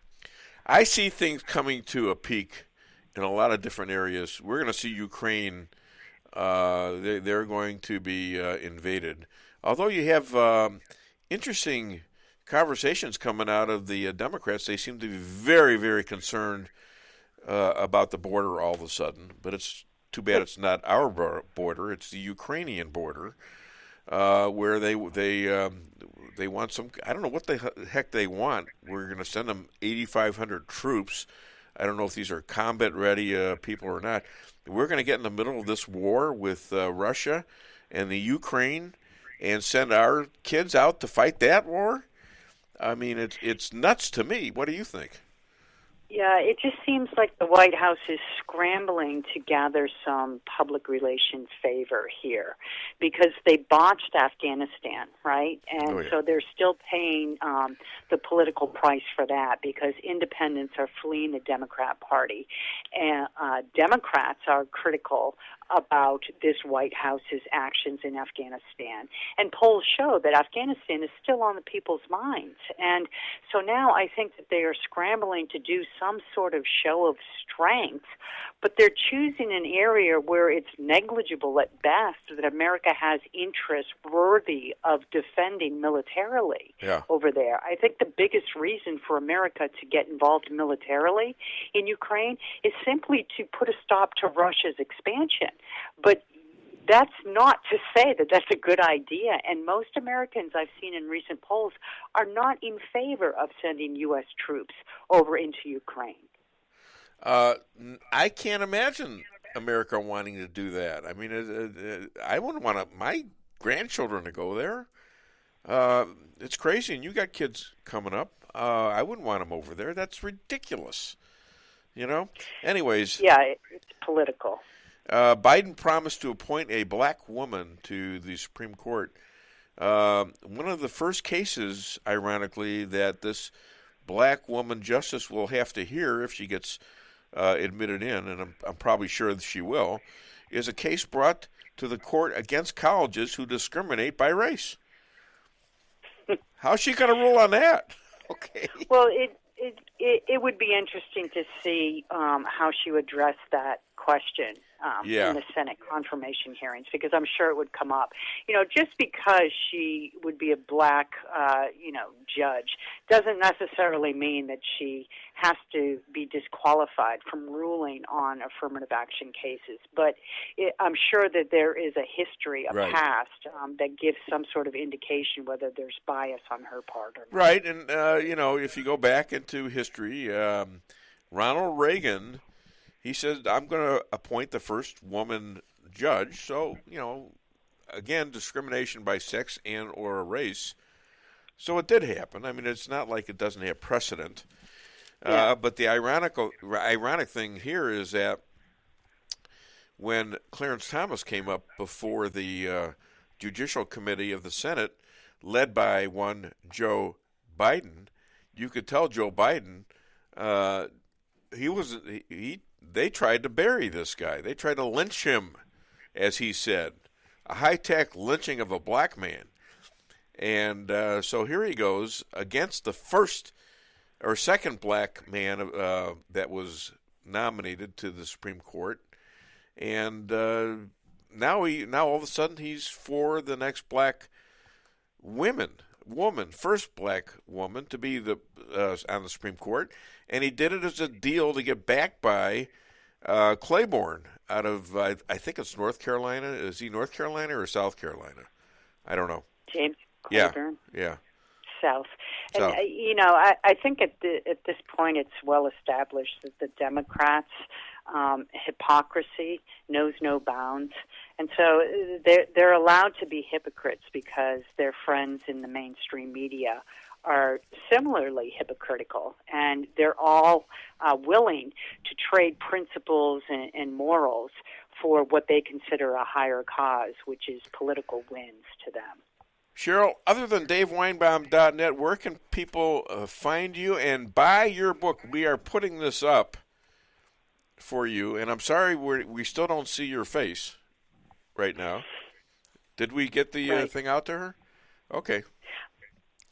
Well, thank you for that. And you can find me at Washington Times, of course, and at CherylChumley.com. And you can buy my book either Socialists Don't Sleep, that's still selling pretty well on Amazon, and I have a new one coming out in April, available now, Lockdown, the Socialist Plan to Take Away Your Freedom.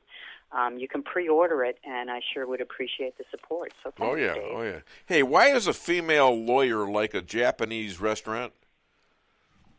Why? She's a sushi.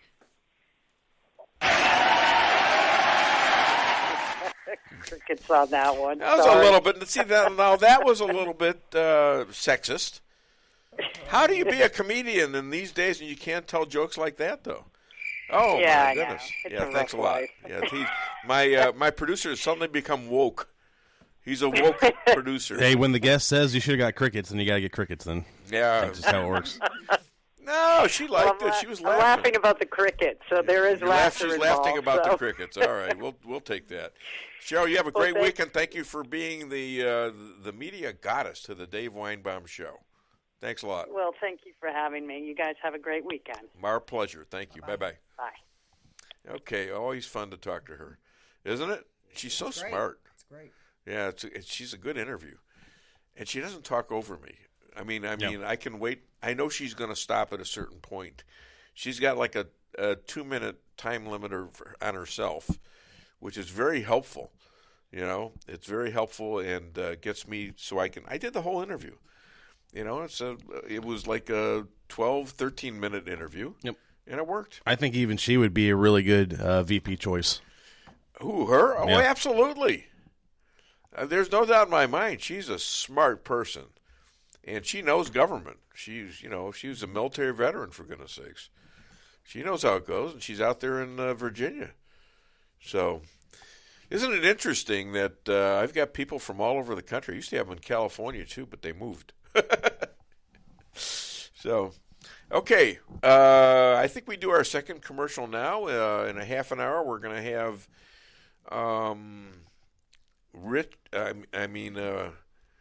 I almost said Rick Camino. Chris. No. Yeah, What? Go ahead. You were talking about M&Ms a while ago. Yeah. Well, I'd like to mention that I think we should have one of those 62-ounce jugs of M&M peanuts in here, and we eat on it while we're doing the show.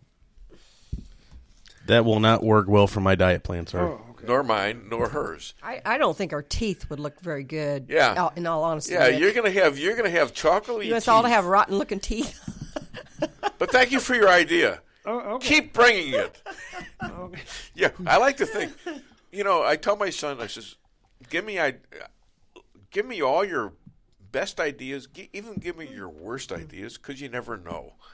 Okay, You know? I got a bad idea God. then. That's Okay. a mistake right there. What? If you get time, go read about the signed Insurrection Act of January the 14th of last year and the Department of Defense Rules of War Section 11.3 and 11.4. Who signed that Insurrection Act? Donald J. Trump, our president. All right, so what's happened with it? We've waited 1 year, and actually that year just ended last week, so things are happening right now. And how do you know things are happening? Well, we don't have any M&Ms. What? Huh? What, do I got to bribe you? I'm so confused. I don't know what he's talking about. And quite frankly, I'm not sure he does either.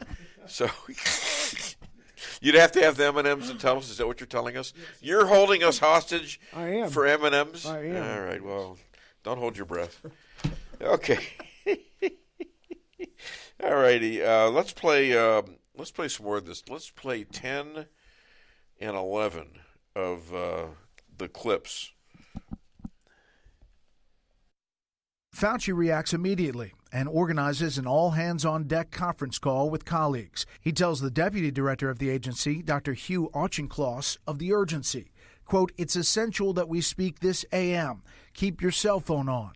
Read this paper as well as the email that I will forward to you now. You will have tasks today that must be done." Later that day, Auchincloss confirms a study into experiments with the novel coronavirus funded through the NIAID may not have gone through proper biosafety review and oversight.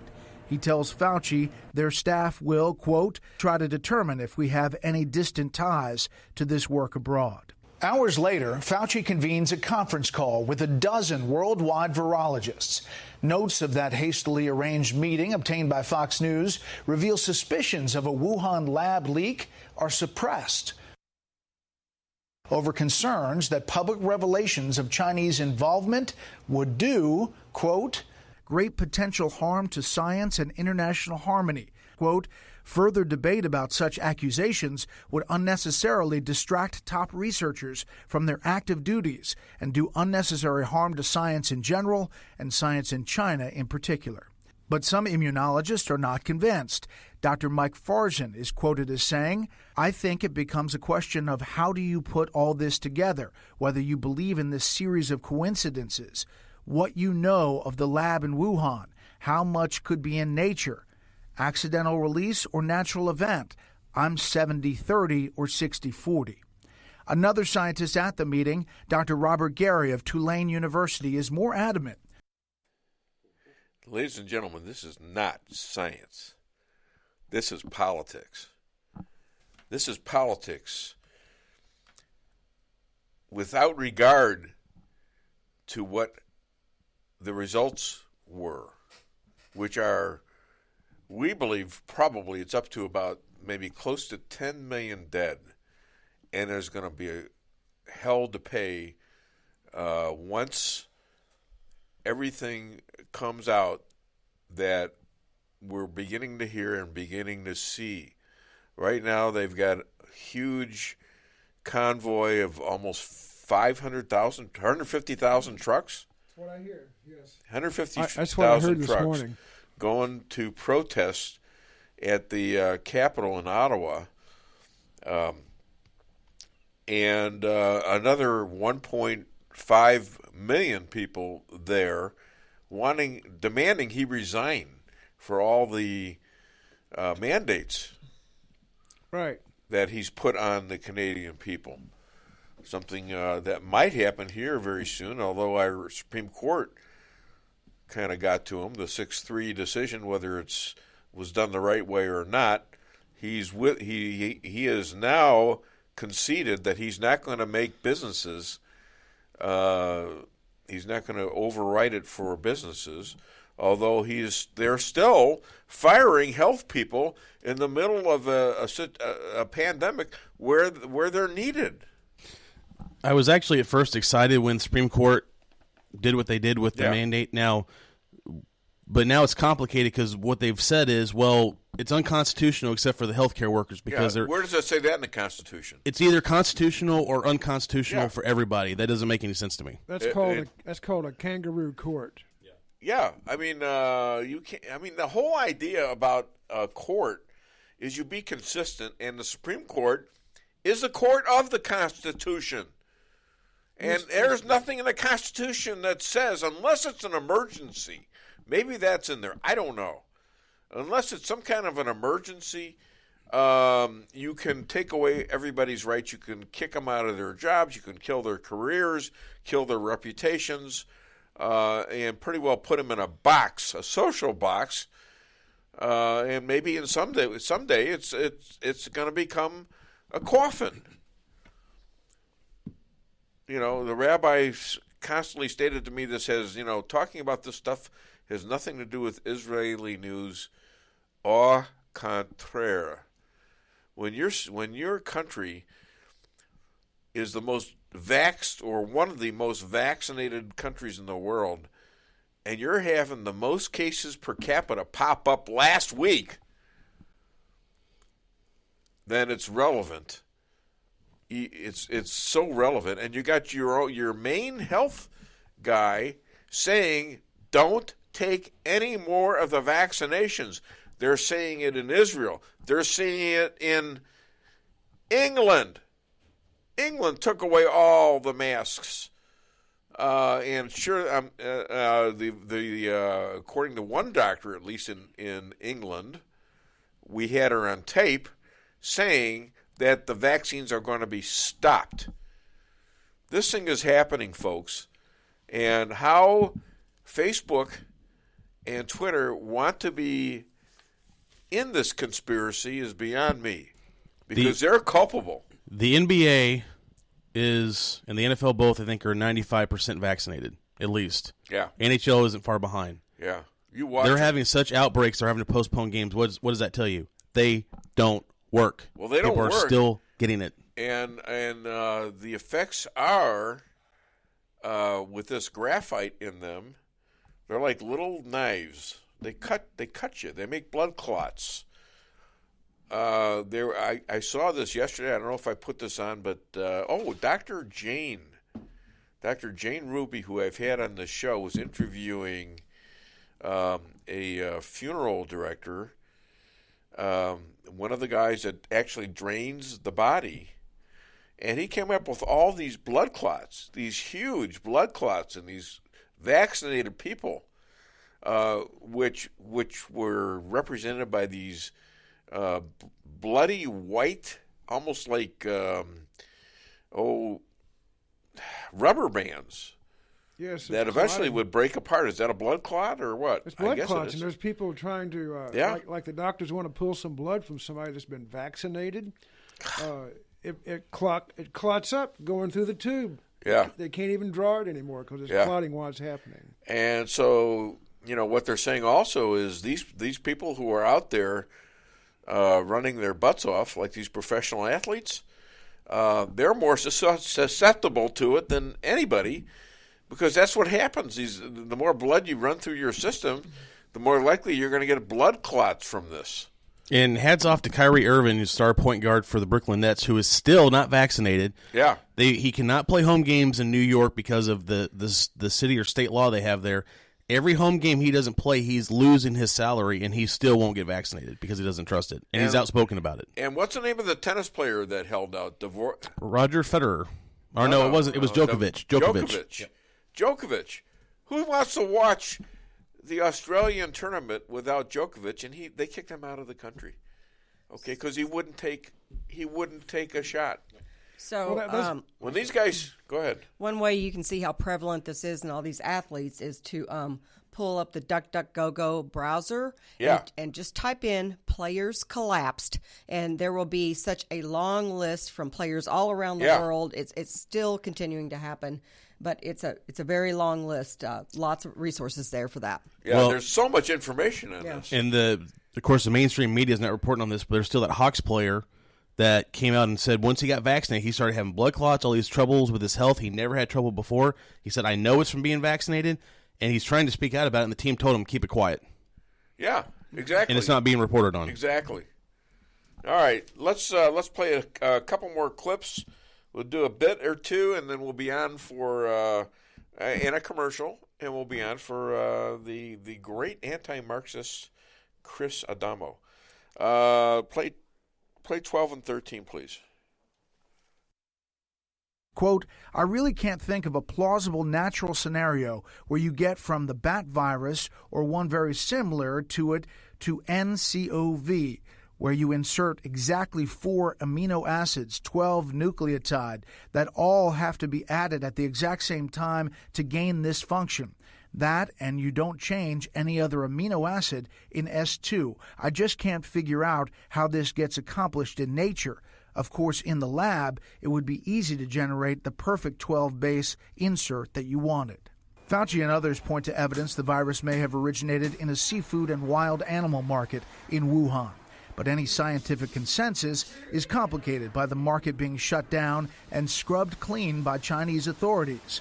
With crucial evidence destroyed or hidden from international scrutiny, Dr. Gary later says a consensus is reached among the experts on that call. Quote, 1, don't try to write a paper at all. It's unnecessary. Or 2, if you do write it, don't mention a lab origin, as that will just add fuel to the conspiracists. On that call, Fauci and his boss, NIH Director Collins, are again told about separate State Department warnings about lax safety protocols inside the Wuhan lab. It's unclear whether those warnings were expressed to White House officials. Nevertheless, despite the conflicting evidence presented by the virologists at that meeting, Collins seems convinced. Quote, I'm coming around to the view that a natural origin is more likely, but I share your view that a swift convening of experts in a confidence-inspiring framework, WHO seems really the only option, is needed, or the voices of conspiracy will quickly dominate. Yeah, the voices of conspiracy.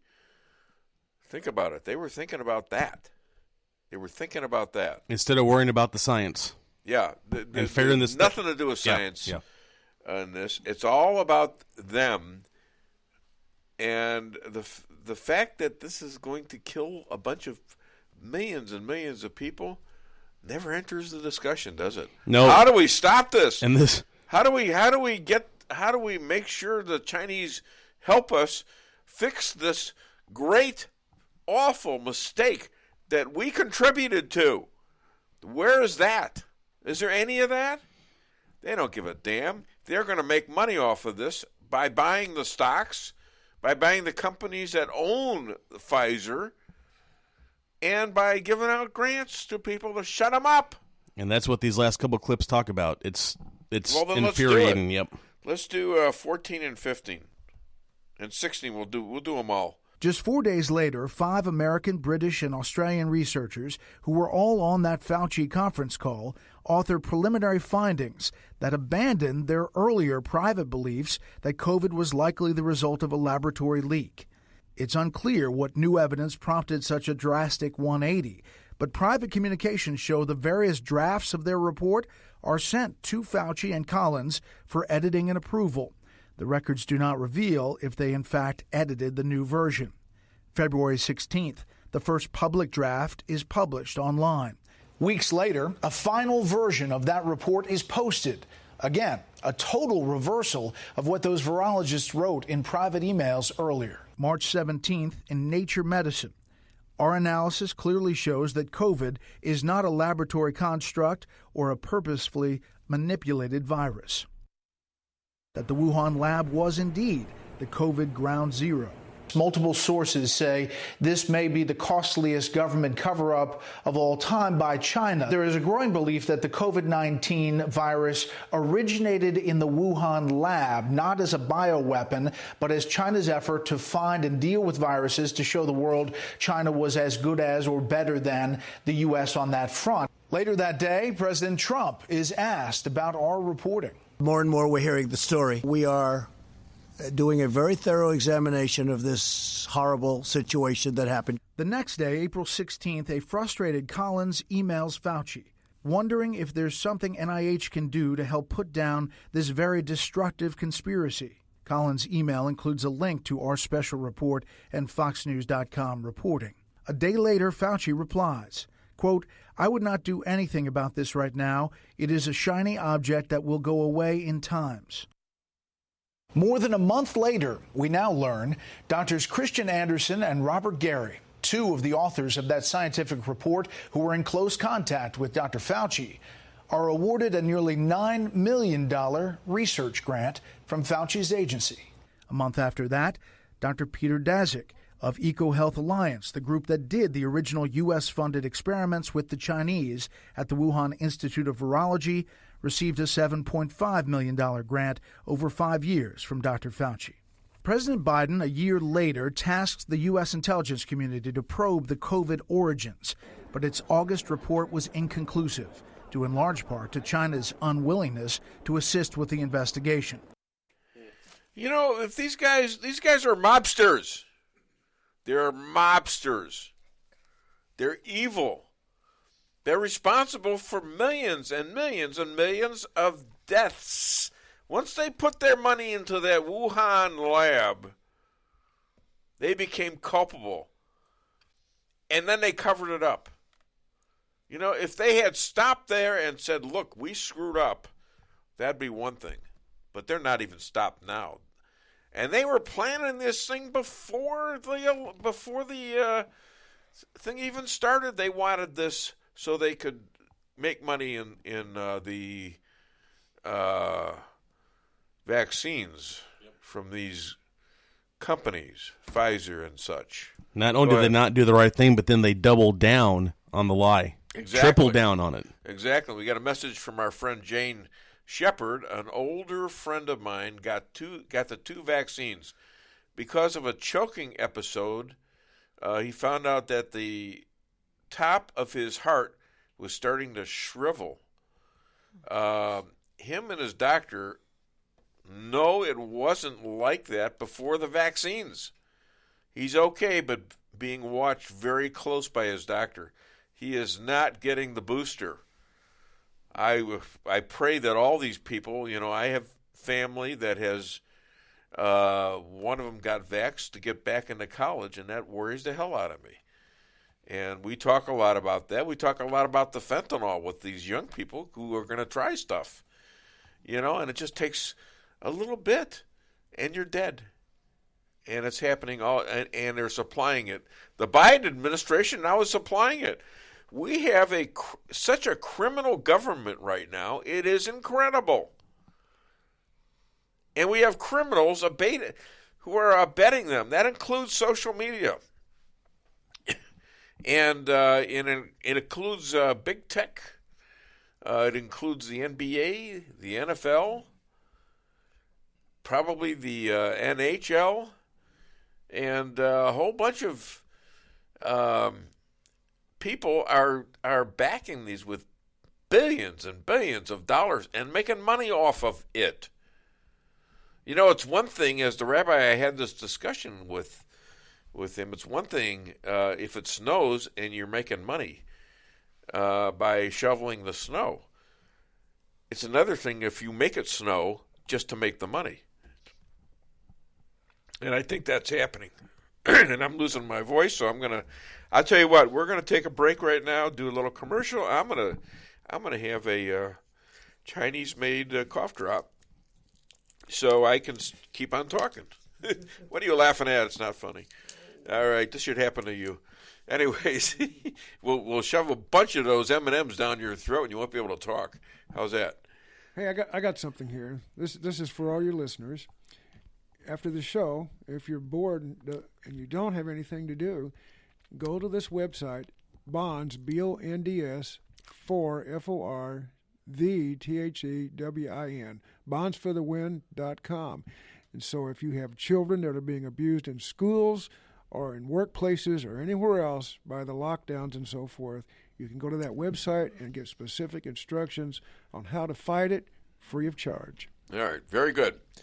Okay, don't forget to go to my sponsors, ladies and gentlemen, so hit it. With warmer temperatures right around the corner and allergies ramping up, now's the time to get those AC units serviced. At Hartley's, we pride ourselves in offering outstanding service with fast response times. With proper maintenance, you can make those hot days be a lot cooler and remove those pesky allergens that always seem to find their way into your home. Call us today so you can be living a much cooler and healthier life. Hartley's, community born, community raised, community serving. Call Hartley's Climate Control today at 573-368-3163. Kent's Jewelry does custom engravings for almost anything. Awards, signs, guns, swords, mugs, yetis, and knives. Kent is the premier custom jeweler in mid-Missouri. We have a great staff, the technology, and equipment to create what you dream for, jewelry and engraving. Kent's Jewelry, 907 North Pine, downtown Rolla, 573-364-1030. That's 573-364-1030. Locally owned. We can sum up McDonald's new crispy chicken sandwich in one word. Crispy, but also juicy and tender. Okay, it's crispy, juicy, tender. All one word. But then, also pickle. Oh, and potato bun, which is two words. Okay, we can't sum up our new crispy chicken sandwich in one word, so you'll just have to try it to understand it. Order ahead on the McDonald's app at participating McDonald's. Ba-da-ba-ba-ba.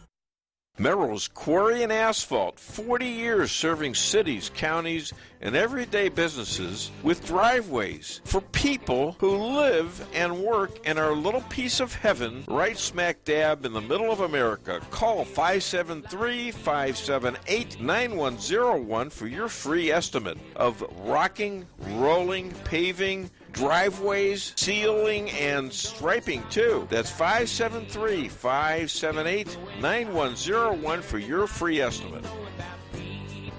Busy schedule? Let your locally owned Price Chopper help you save time with online shopping. It's easy. Sign up to tcmarkets.com or download our mobile app in the App Store or Google Play. Create an account and browse through the categories and choose the items you need. When you place your order, your personal shopper will get all of the items you've selected, taking the same care you would and following your notes. We offer free curbside pickup, so you don't even have to get out of your car. Start your online order today and no online shopping fee for a limited time. Go to tcmarkets.com or download our mobile app to get started. Price Chopper. Fresher savings every day.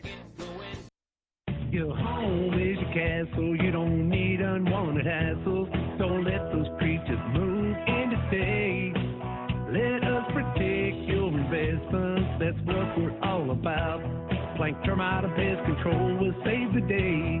Plank is locally owned and family operated right here in Rolla, a Google preferred business. Our customer service and your satisfaction is our number one goal. So call Plank today at 368-3333. Plank Termite and Pest Control will save the day. At Town & Country Bank, we are committed to providing exceptional service to our customers. We do more than just provide loans for our community. We help make dreams become reality. Whether it's a new home, farm, business, or a new car, we would love the opportunity to help. Stop by one of our 2 Rolla locations and let our friendly lending team remind you how special hometown banking can be. Smart, friendly solutions. Town & Country Bank. Member FDIC. Equal housing lender. Okay, we're back. Thanks for the warning. Mr. Producer. We're all right, discussing J.J. Bradshaw birthdays. has something to say here. So far, the show has been brilliant. Woo-hoo. Well, yeah, and that's pretty good because you were the beginning of that brilliance, and I'm always grateful for you because he's always ready. You know, he does work on this. I can tell he does work. He's that's why he's a good guest because they actually prepared for their spot.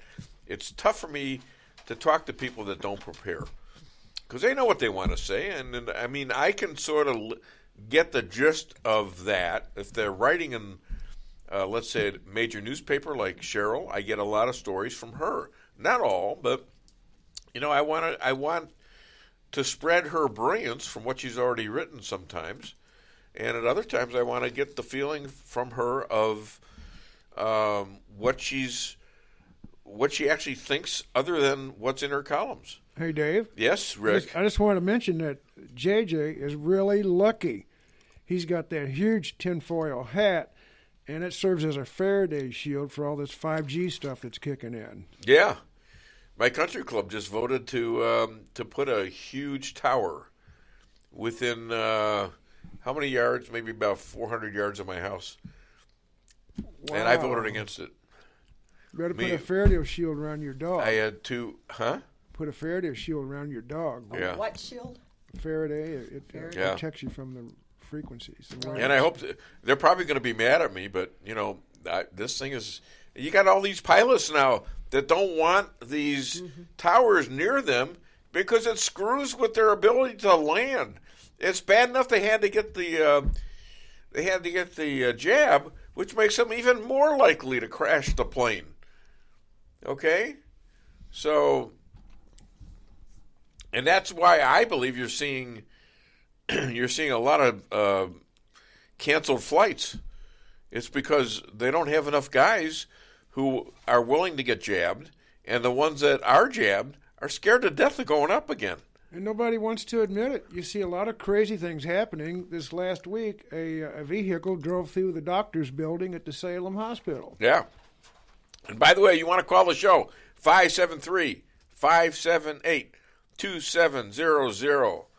Let's save America. All right, let's do Pelosi Frankenstein. We haven't done that in a while.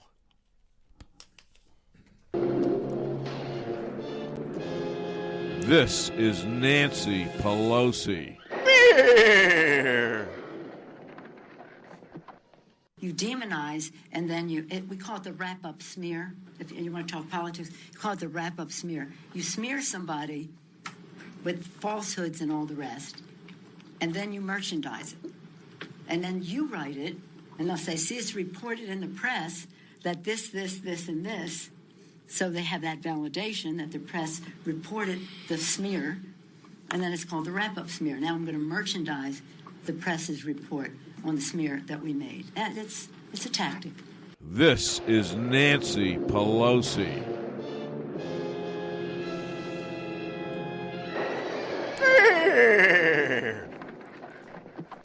Okay, we got time for one more bit. Why don't we do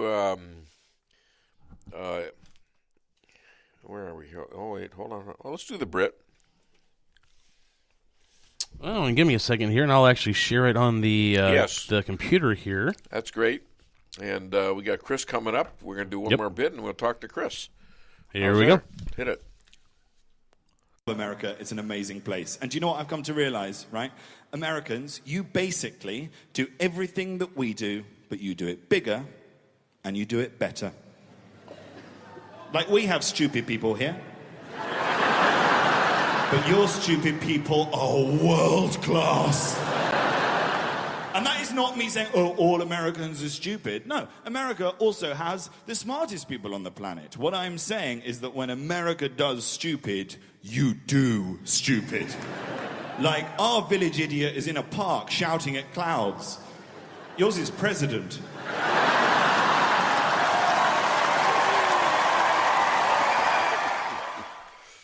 And somebody who resembles that guy a little bit, why don't we play his song, and we'll go from there.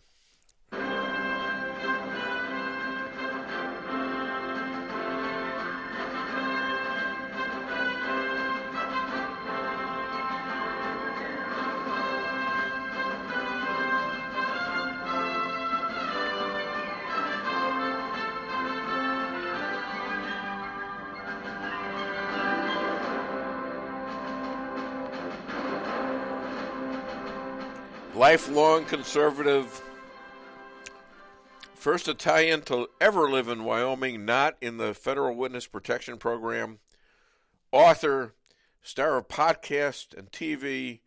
Please welcome, all the way from now Missouri, Chris Adamo. Hi, Chris. How you doing, buddy? Good morning, sir. I have a question to ask you. When you said I resemble that other guy, are you talking about the guy doing the talking or the guy he was referring to? Because I might get my feelings hurt here. Well, should I say what I really think? If I resemble Biden, I am giving up. I'm just going to say a little of both. No. No, stop it. Looks are nothing, okay? Don't worry about it. You look great. Look at you. You look like me almost. Now that's a compliment, isn't it? Yeah. Yeah. See, this interview could have ended right there. Yeah. All right.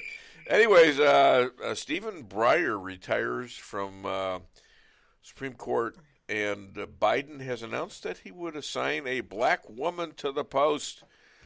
First of all, it is unconstitutional. We all know that.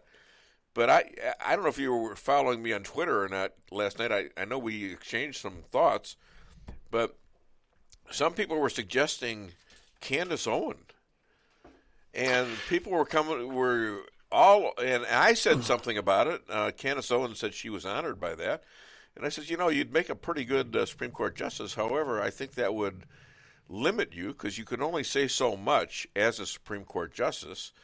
And that's where you really are an all-star. So either you should be in Congress or maybe even in the White House. And holy cow, did the liberals come after me.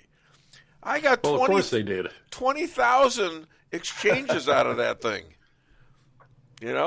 What do you think? Well, there is so much to discuss there. We could go. First of all, let's look at the fact that whoever gets this spot will evermore be known as, quote, a black woman. Now, do you and I, honestly, we walk through the Walmart or wherever we're at, we see different people. Do we see, well, there's an Italian guy or there's a Chinese lady or something? We don't do that. They're looking at a black woman. Yeah. Okay. It's like you're not a person. You're not the most qualified Supreme Court jurist in the country. You're a token. And this is what this is all about with these people. There's two things at play here. Well, but Number one. Let me interrupt you for just a second, because Ronald Reagan did the same thing when he said, I'm going to assign the first woman. Yeah, and Reagan fell for some of that stuff along the way. I could name a few things he did where you just cringed. He was the one that opened the door to the amnesty for the illegals, and he appointed Sandra Day O'Connor, who was quite frankly setting the stage for Supreme Court disasters. But what we should be looking for is the most qualified and ardent, and here's the key, supporter of the Constitution.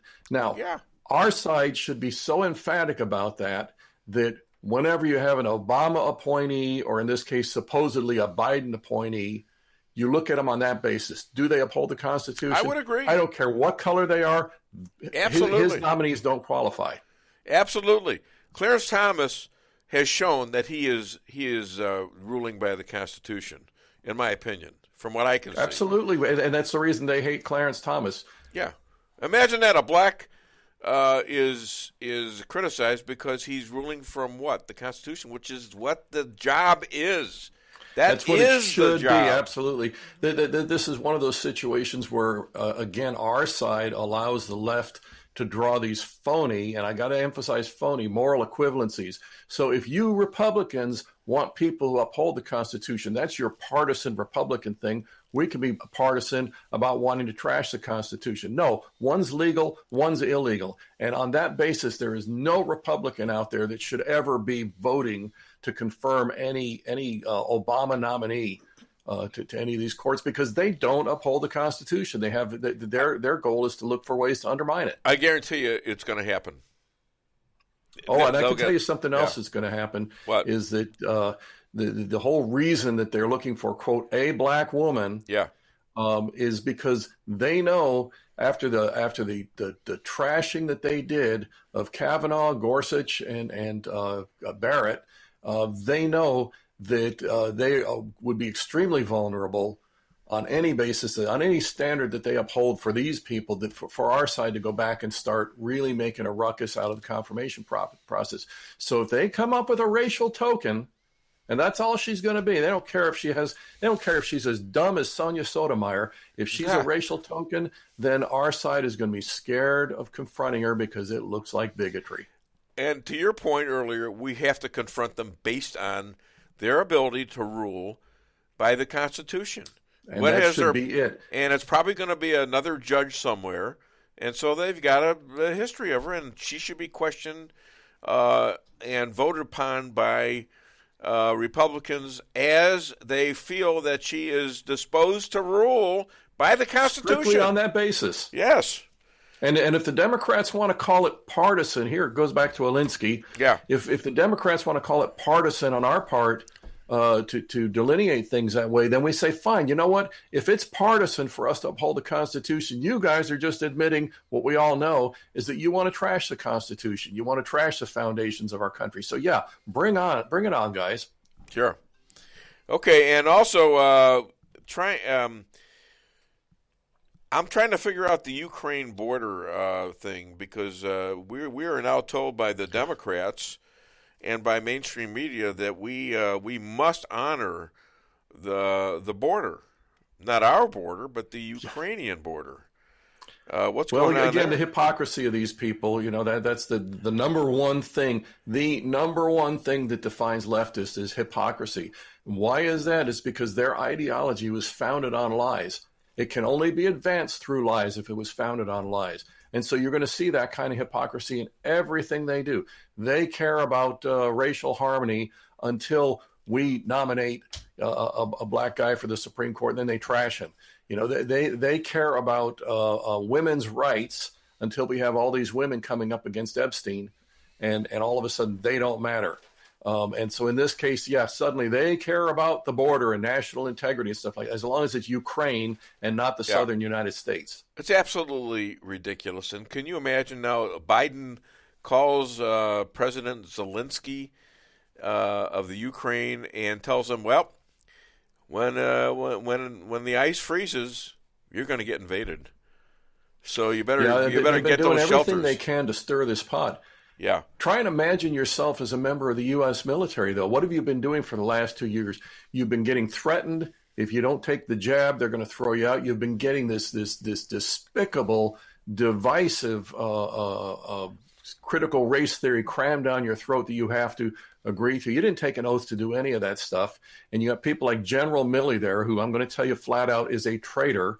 And should be brought up on charges as such for what he did. And you got this as your commander.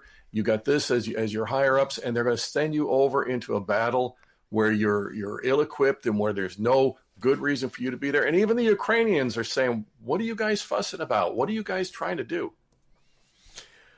Well, it's going to happen, and it's a wag the dog or tail wagging the dog kind of deal, because he's got to have something that's. This thing, the Supreme Court thing, and this happening takes people's minds off of. Although I don't think it's working personally, off of other stuff and there's so many failures. There's so many. I mean, we have 2 million now that came through our border that are spread out throughout the country.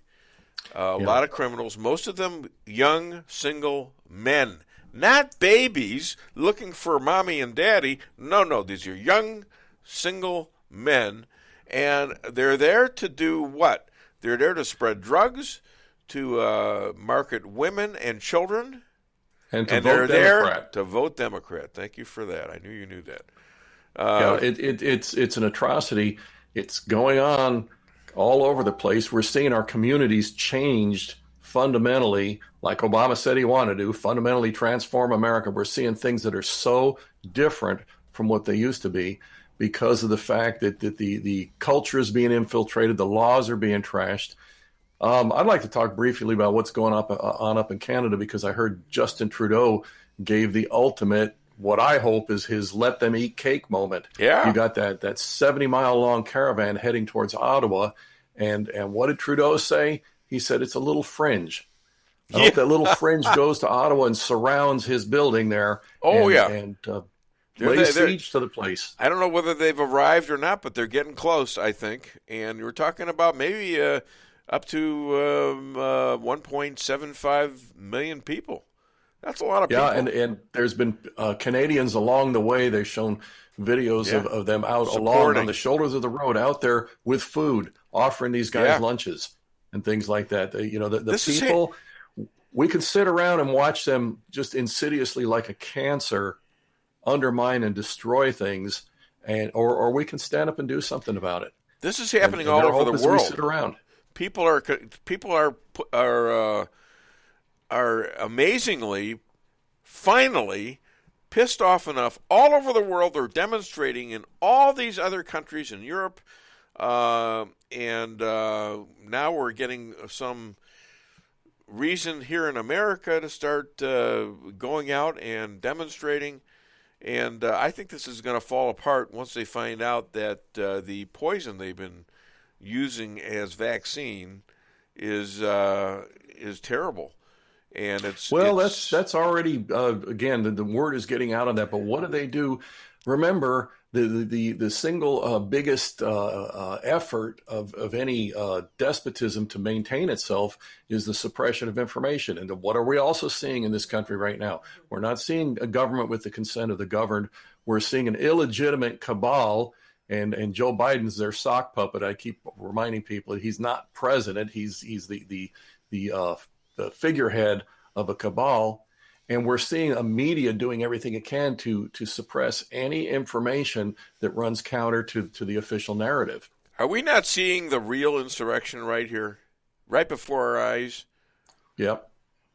And like leftists, again, they put out the accusation, the point the finger, and accuse of the exact thing that they're doing. It's amazing. We, the people, we don't really want to behave that way. I'd like to just go about my business and live life, consort with my Italian relatives and get pizza and stuff, and I really want to just get back to normal.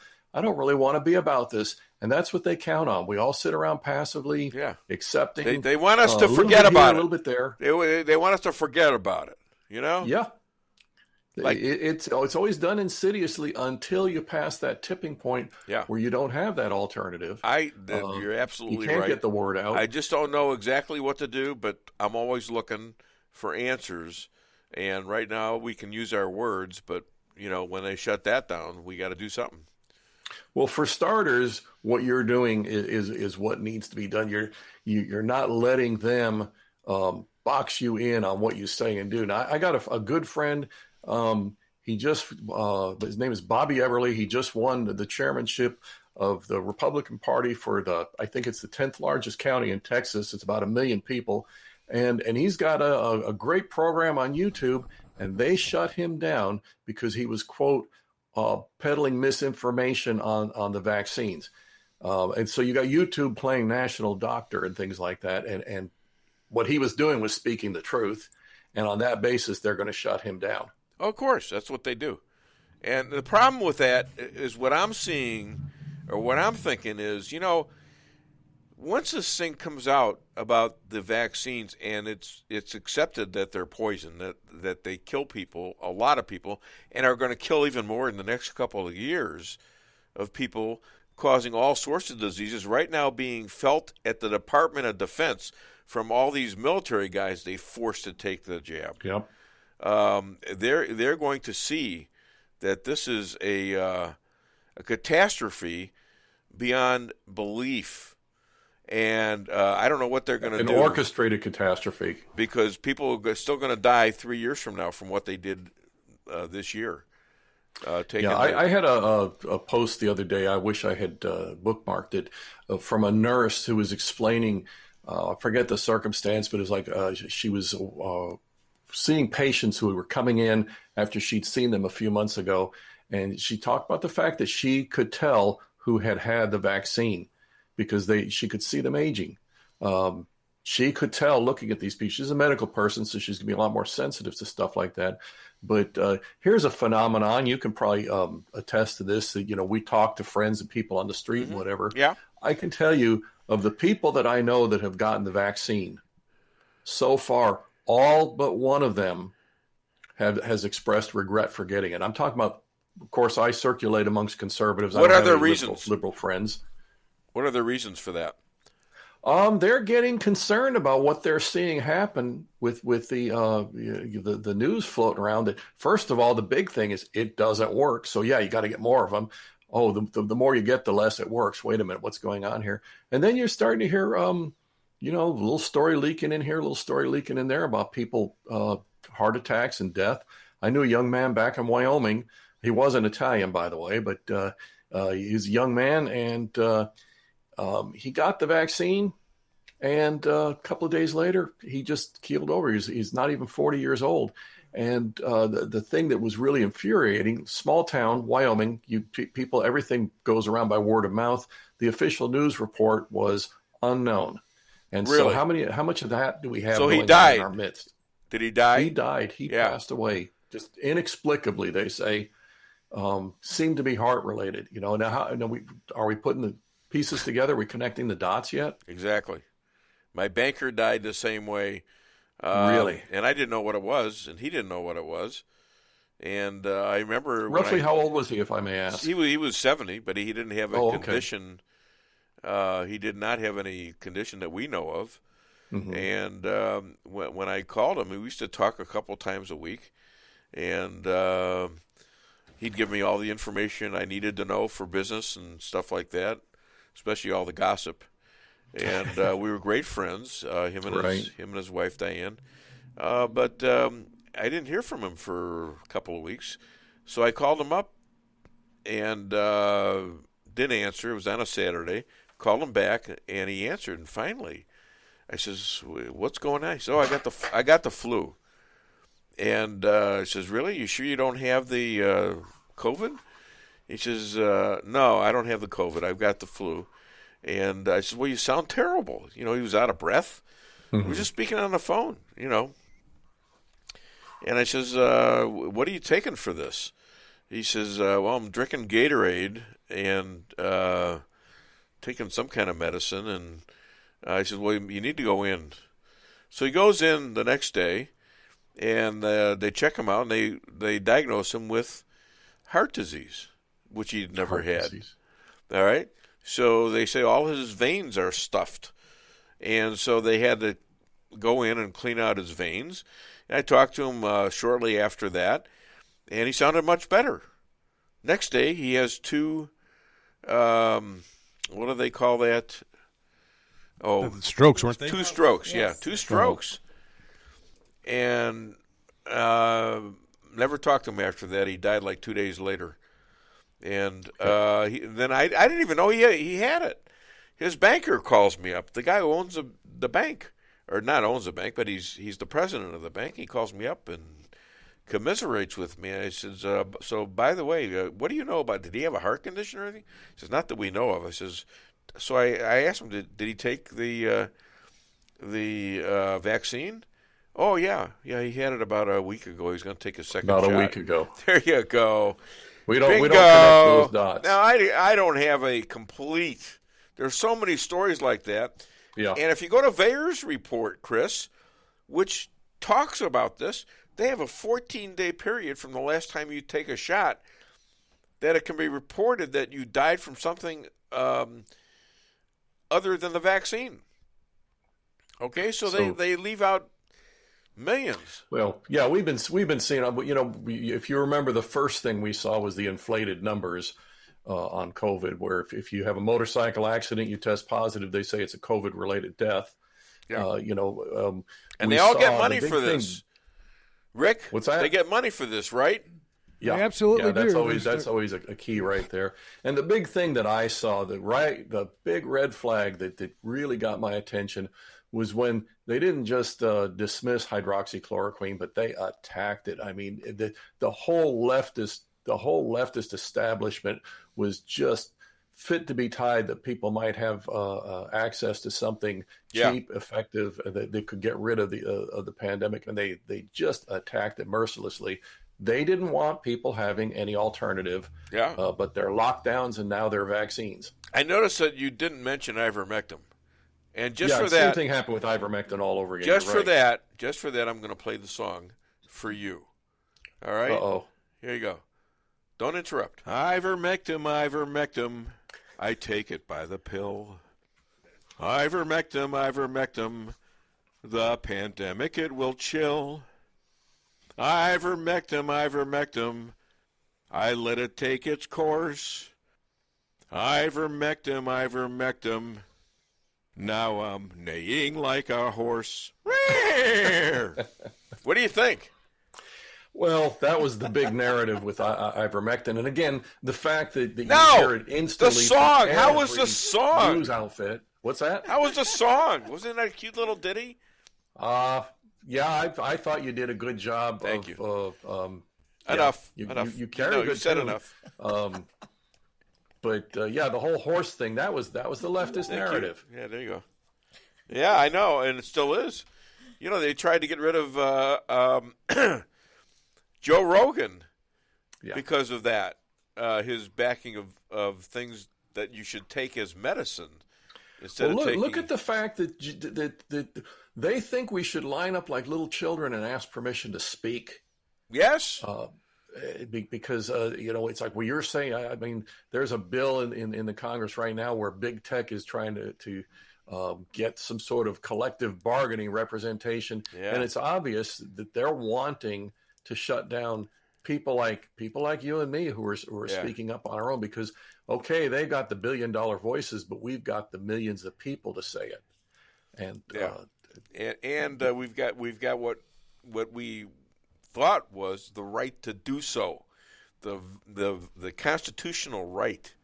Brother, it is the right. You and I need to keep asserting it. All right. Other than DaveWeinbaum.net, where can people find you and buy your book? And we're showing it right now, as you can see. Oh, there's my book. Yeah, we showed it before. It's at Amazon. My book, Rules for Defeating Radicals. You just go there, you do a search on Chris Adamo or Rules for Defeating Radicals. You'll find it.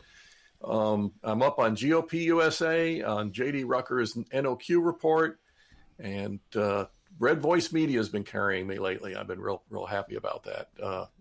That's a good outfit. Does that come with a bookmark? Actually, you need to read the whole thing. You need to sit down and read it all at once. And I scanned it all. Oh. No, I scanned it. It's great. I mean, I love it. I don't read a lot of books. I mean, I'm saying I'm going to read it and I don't. But I did read a good portion of your book yesterday, and it's a great book. And I refer back to your rules for defeating radicals. So, yes, it's great. Rule number 1, never apologize. And I'm telling you, Dave, you speak the truth. Well, I appreciate that. When you're speaking the truth, you have no reason to apologize. And as do you. And one more thing. And I want you now this is where you might need to apologize. I see this one coming. I want you to remember this. Okay? No sushi humor, first of all, because that gets kind of raw. I heard that earlier. Gets kind of raw? All right. Can I wrap this up now? Jeez. Small Japanese lumberjack chopstick. All right, thank you so much. Thanks for laughing, you schmuck. I mean, you're a great man. You are a great man. I love Chris hearing the Adamo. crickets. All right, we got another you call. Folks keep fighting the good fight. All right, thanks. Thank you have a great weekend, Chris. Hey, any more appearances that we need to know about? Nothing lately. I've been, I'll let you know. All right, let us know. Thanks, Chris. Bye-bye. Bye. Bye-bye. Okay. Hi there. Welcome to the Dave Weinbaum Show. What's your name? Where are you calling from? Yeah, this is Lee from Richland. Hey, Lee. What's up, man? Oh, I'm down in the basement. My wife had to get off the program because she's doing a online class right now. So I'm down here in the basement. I don't remember excusing her from her duties as the big fan of the Dave Weinbaum Show. She makes the dogs be quiet and everything when there's time to come on. She even walks the dog sometimes and listen to you with her phone the way she got it set up. Cool. When we put near her, she get reception. She takes this stuff serious over here. Hey, I was hearing you talk about that antenna. And what really gets me is a lot of people that push for using the cell phones, the electronic gadgets like that, are also the same people that's against pollution of any sort. Well, another pollution in the world is eye pollution. Yeah. And cell phone towers, I have seen down at Lake the Ozarks looking out, driving down that area, not Lake the Ozarks, well, probably the same there, but down in Branson, looking out and seeing maybe 7 or 8 towers at one time. It runs the skyline in the view. I use my cell phone, that's what I'm talking on. But it gets me is the tree huggers. I don't hear them screaming about these cell phone towers. They're using them. And one other thing is I'm concerned, I'm not too concerned, but is about the lady, I call her Zero. She used the abbreviation AOC, and I abbreviate even more, put just the middle name O, and I just turned it to a zero. That's what I think of her. But I've heard on January 10th they was saying that she got the bug, the China bug. Now, I haven't heard a word since then. I was just curious. Does anybody know if she's still alive or kicking or what the deal is? And that's all. That's all. I just curious. Well, she calls me usually about once a day, and she hasn't called in a couple of days. I don't know. Well, it's just she's always been on the news, and since January 10th when they announced it, that was after she got caught vacation in an area other than where she lived. She probably went and got some of the antibodies, the myoclonal antibodies, and probably got that, and maybe some ivermectin. What do you think? Yeah, maybe she listened to your commercials when you sing that song and run out and got that real quick. That they ought to take that little ditty and make that into a commercial, I think, for ivermectin. Well, anyway, I just wondered if anybody knows anything about AOC. No, he should get crickets for that. What? I could send her a used sympathy card. Hey, Lee, I got some information. Yeah. This is what I heard. Of course, I listen to alternative news, but she was arrested, and they say that she had COVID because those are code names that they use for people that get arrested. Okay. Well, it hasn't been absolutely zippity-doo-dah proof, however, but well, that's an opinion. It is. I haven't heard nothing from her. Normally, you hear something out about her about every few days on the mainstream news, and I listen to that because I don't believe a lot of the junk, but I do listen to it to get ideas what they're saying. But well, you should. Anyway, that's okay. Go ahead. All right, listen, I got to get off shortly because I got Liz now on the phone. Okay, so I'll talk to you later. Right. Hi to Pam. Thank you. Bye-bye. All right, that was Lee from Richland, and I think we have our next guest, and I know she's probably fired up to be on the show, to say the least. So let's play her. Let's play her song now. I have to get up and ow. To superstitions, black cats and voodoo dolls. I feel a premonition. That girl's gonna make me fall. Double back flip. Succeeded. Now the finale of the splits. Oh my gosh! It split even before I had it all the way down. Now my muscles are all destroyed. Oh goodness! And you tore up your clothes too. Yeah, I tore up my clothes. God. Look at this. This is terrible. He almost did rip then. Hi, Lisa. Hi, Liz. How are you? Look at that. Look at the big hole in my pants. Oh my God. Now you got cameras on. There you go. All right, talk amongst yourselves. Yeah, we do have camera proof on this one. Yeah. Back into my chair. You have what? Got camera proof. You tore your shorts. Oh, goodness me. Oh, my God. Against the wall or something. I don't know. The world was just waiting for that, I'm sure. Let me introduce you properly. Fidel Castro chased her as a 6-year-old into the sea just outside of Havana, where a great white American shark grabbed her, threw her on her back, and gently dropped her off in Miami, where she's calling from today. And we have a special thing. The family of Matilda sent you this. So we're going to play it for you right now. Hit it.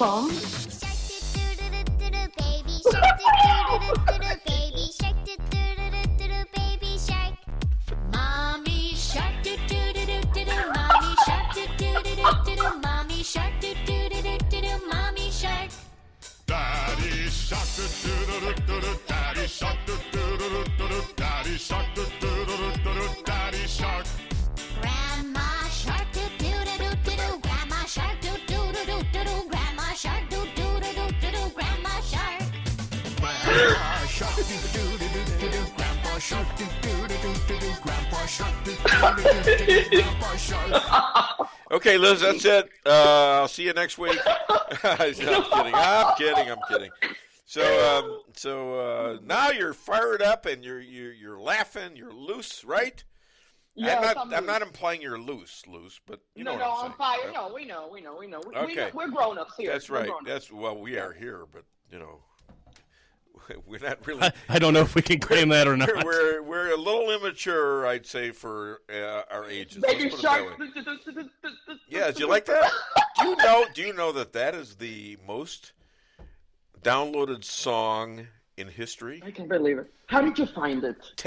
Only you. Oh, how do you find it? It's all over the place. It's all over the my internet. household accommodates for about half of those downloads, by the way, just in case you were curious.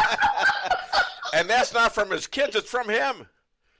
Okay, I'm going to play the fifth on that one. So if the U.S. allows Russia to capture Ukraine, do you think they'll be satisfied with just that, or will the Russians go back to Cuba and some other South American countries?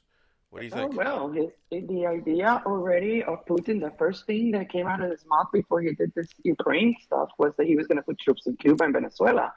So, of course, once he's got control of the Ukraine and whatever, then, the rest is just fair game.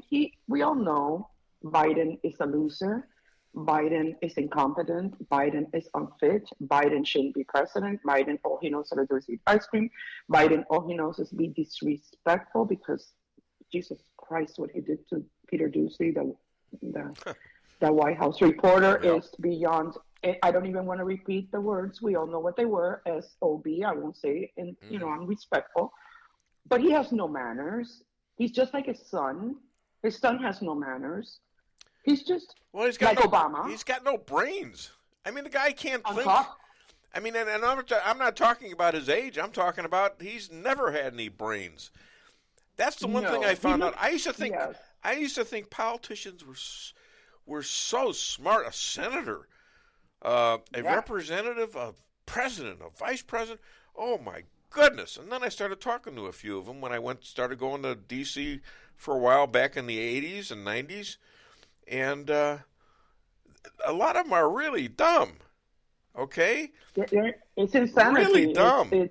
And especially the left. I don't know what happened to the left that they claim to be so superior to us Republicans, and they brag about this all the time, their superiority, we're the deplorables, this and that. They criticize Trump. Yeah. Look what he did. I mean, Trump never called anybody an SOB. Nobody. Never. Well, not to. I don't know. Maybe in his personal life, he might have done it to someone.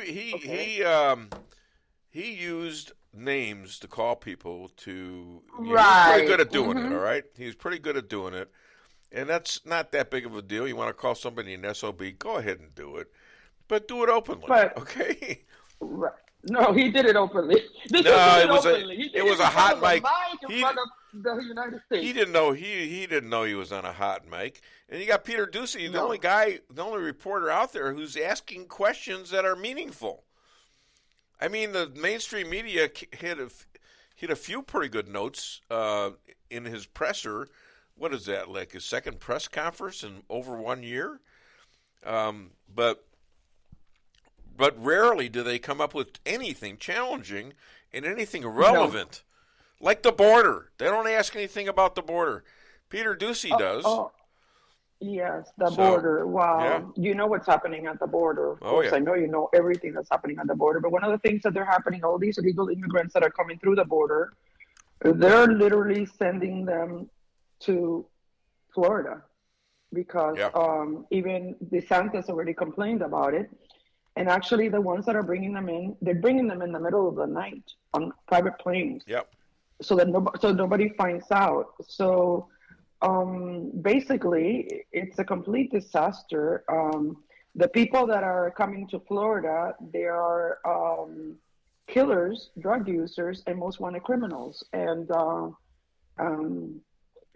imagine that. And I heard DeSantis is now putting them on buses and sending them to Delaware, where Biden is from. Yeah, that's the best thing you can do. Well, you don't play with DeSantis. DeSantis doesn't. He's very smart, and he was a Marine, and he's got his things together, so he knows what to do, and he fights fire with fire without vulgarity, but he will fight fire with fire. So now let me. I'm very proud of DeSantis. I was a little confused at reading some of your material. Did Cubans threaten to beat your ass? Oh, no. Let me explain. No, not my ass. Let me tell you something. Come on.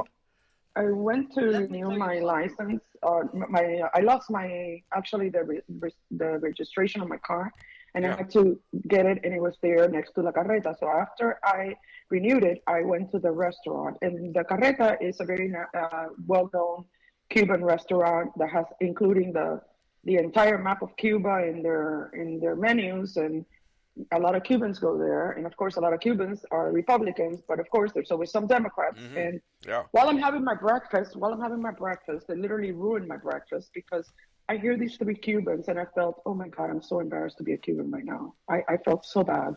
Knowing what I know and hearing that man talk, I almost died. Okay, these three men were having breakfast, and then all of a sudden I hear one of the guys, the loudest mouth of all of them, of course, is always the case. There's always a leader to the band, and he goes, okay, let's get out of here. Let's go for a walk and do some exercise because after all, Biden pays for it. The other one goes, you better shut your mouth because they're going to beat your ass here. Really? And he goes, I don't care. Yeah, he goes, I don't care. So basically what I'm trying to say, these are Cubans. So maybe they should be afraid of you. Is that what you're saying? I'm sorry? Maybe they should be afraid of you. Well, I don't like to engage in people like that. I was having my breakfast, and I already had a problem I had lost my registration. Right. And it wasn't the time or place, and I want to have more class, and I think I do more good to the world by coming on radio with you. Oh, yeah. And saying the truth. I am Cuban, and I'm proud to be Cuban, but that day I wanted the earth to swallow me. I would have loved to have told him my peace of mind, but he might have gotten either aggressive or they might have called the police, and you might have heard of me on the news. Do you get what I'm saying? Yeah, I get what you're saying. There's a time and a place for it, though. I mean, I backed out of an argument yesterday because I said that I said this to Candace Owens about the Supreme Court justice thing when she said she was honored by people saying she should be on the Supreme Court. She should be. And what I said to her was I thought about that too, but I think she'd be more effective in Congress.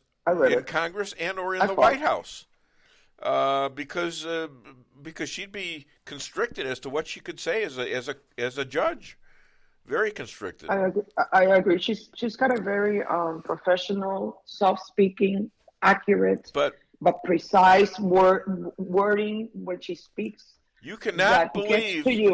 You cannot argue with her. You cannot believe the amount of people that attacked me from the left She's stupid. She's didn't graduate high school. She's not a lawyer. She's not a she can't do this. Blah blah blah. And by the way, ignorance. That's by the way, ignorance. You can be a Supreme Court justice and not be a lawyer. Did you know that? I Googled it. So they're ignorant. They don't even know what they're talking about. I know they don't. Now, let's get back to this. Is Putin trying to put the old USSR back together again? It seems like that to me. Yes, he is. And it shows in his demeanor and the way he's talking. And the other day when all the troops were dismissed, I thought to myself, oh, my God, we're in the brinks of World War III, and we don't even know it, or we don't realize it, or we do realize it, but it's happening. I mean, when you see a gentleman like him, well, excuse me, not a gentleman, a communist like him. I'm just trying to be polite here. I'm trying to control my mouth. And whatever he is, he's a clever guy. He may not be the most brilliant guy in the world, but he's a clever guy. Listen, he was running the KGB back in East Germany. Okay, so yes, he has experience in this, and he has experience for the evil, not for good stuff, for evil stuff. And I'm sure he's been behind in helping Cuba, just like Nicaragua was when the other president was there. And all of them in China, all of them, they're all in bed with Cuba. And since communism is in bed with Biden, and what I mean by in bed, not literally in bed as the sense of the word, meaning they're birds of a feather. They flock together. They don't really love the United States. I don't believe, listen, had we had a Democratic president that was somewhat normal, I would have said, okay, I'll put up with this 4 years until we vote again. Yeah. And I wouldn't be so upset. Yeah. But this is not a normal presidency by any sense of the world. I feel like the world is actually falling apart and it's getting worse by the minute. And I keep coming back to all the conversations that we had from the beginning that you had me on the radio show the first time, that I kept saying, Dave, I'm so afraid that the world's going to turn communist, and I'm afraid because there's a relationship with this. And I think, and I shouldn't speak that way, but I think sometimes some Americans that never lived communism and never went to Cuba, never visited Cuba, don't know exactly, unless they're people like you, intelligent people that have read, that have studied, that come from places like you, that know about communism because of your family, because of your background, because of different things, and because you're smart. But there's people that don't get educated, so they don't care, and they think that, it's no big deal. Lisa's here. That are American, they tell you, I don't know that what's happening in Cuba. Hey, hello? Lisa's sitting right here. You want to tell her I'm smart? You're smart. Thank you. You're smart. Yeah, You're very smart. Laughing. And she's very smart for marrying you, too. So there you go. I don't know. I'm going to hear about that one. Yeah. Okay. I would agree with that, but we're going to discuss that later. So what's this? Yeah, but not go ahead. What's this kissy huggy thing with Pelosi and Mexico? Oh, did you see her? Yeah. Going to the border with this little tiny American flag that I thought it was, could you carry something bigger? I mean, are you really proud of the United States? What was that about? I don't know. Pelosi's got money to buy a dress that's got the American flag and make it look good in designer dress. Do you get what I'm saying? Yeah. This is all a show to make Biden look like, he's an angel. And we all know he's not. And the borders are open. And yesterday, listen to if you can play back the Tucker Carlson show, there was a trucker that was going I saw it. Yeah, but tell us about it. Was going through the border, and actually, you're not going to believe, do you know that they knew that he was going through the border because of the COVID vaccine ID that he had on his pants? And he exposed it to everybody, so everybody knows how we're being monitored and how closely we're being watched, and how our invasion of privacy is gone out the door. Yeah. What else are they going to do? Yeah. That's Cuba. That's Cuba. Do you hear me? Yes, I hear you. Too. I hear you. That was something. I'm glad you brought it up because I wasn't going to do it. I had, sometimes I get overfilled with stuff, but that's a very important me too. thing. There's so much. That's a very important thing because now you got these passports in your phone, and they can track you with that anywhere. They can find out who you're talking to and stuff like that. And Dave Wyman and so many more, and Michael John and everybody that I can get my name from. If you're accused of having contacted me, just tell them my name is David Wyman and not Weinbaum. I know I always say it wrong. I'm sorry. That's my Cuban accent. I don't care. It shows up sometimes, like in chicken. Sometimes it pays to have people not know your name. Okay. Okay, good. But so hey, wait. You're not the only Latino on the show. I just found out the rabbi, his grandmother, went from Russia to Cuba, and there she lived for a long time. Then moved, I guess, somewhere. But she married a gringo. Would be a. Is that slang for a American? Latino? Yeah. In Cuba, it's a gringo. Yeah, exactly. Keep going. A You're gringo right. is a.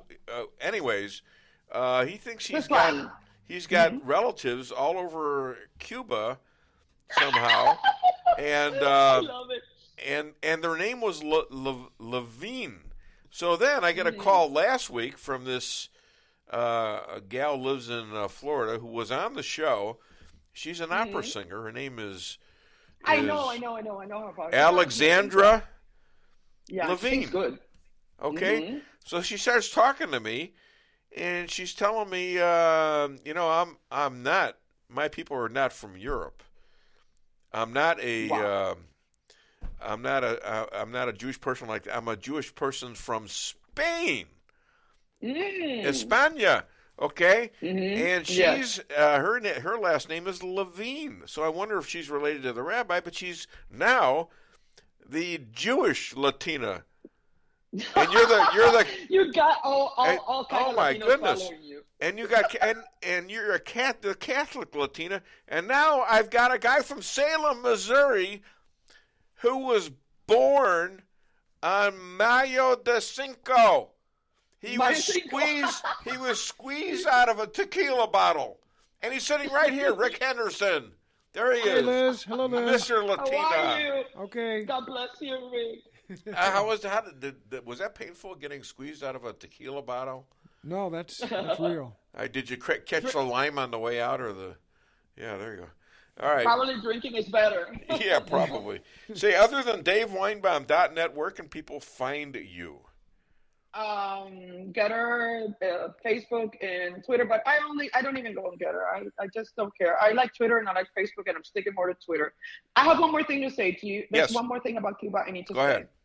The latest thing that the wonderful Cuban regime has done is that they are sending out a constitutional warning. Listen to this one. Yeah. That if you request what I request all the time on my tweets, and want people from Cuba and the United States to retweet me, well, the people from Cuba that are in our room, and there's a few of them, cannot be actually retweeting these things because you can get the death penalty for that. Wow. Or you can serve prison terms.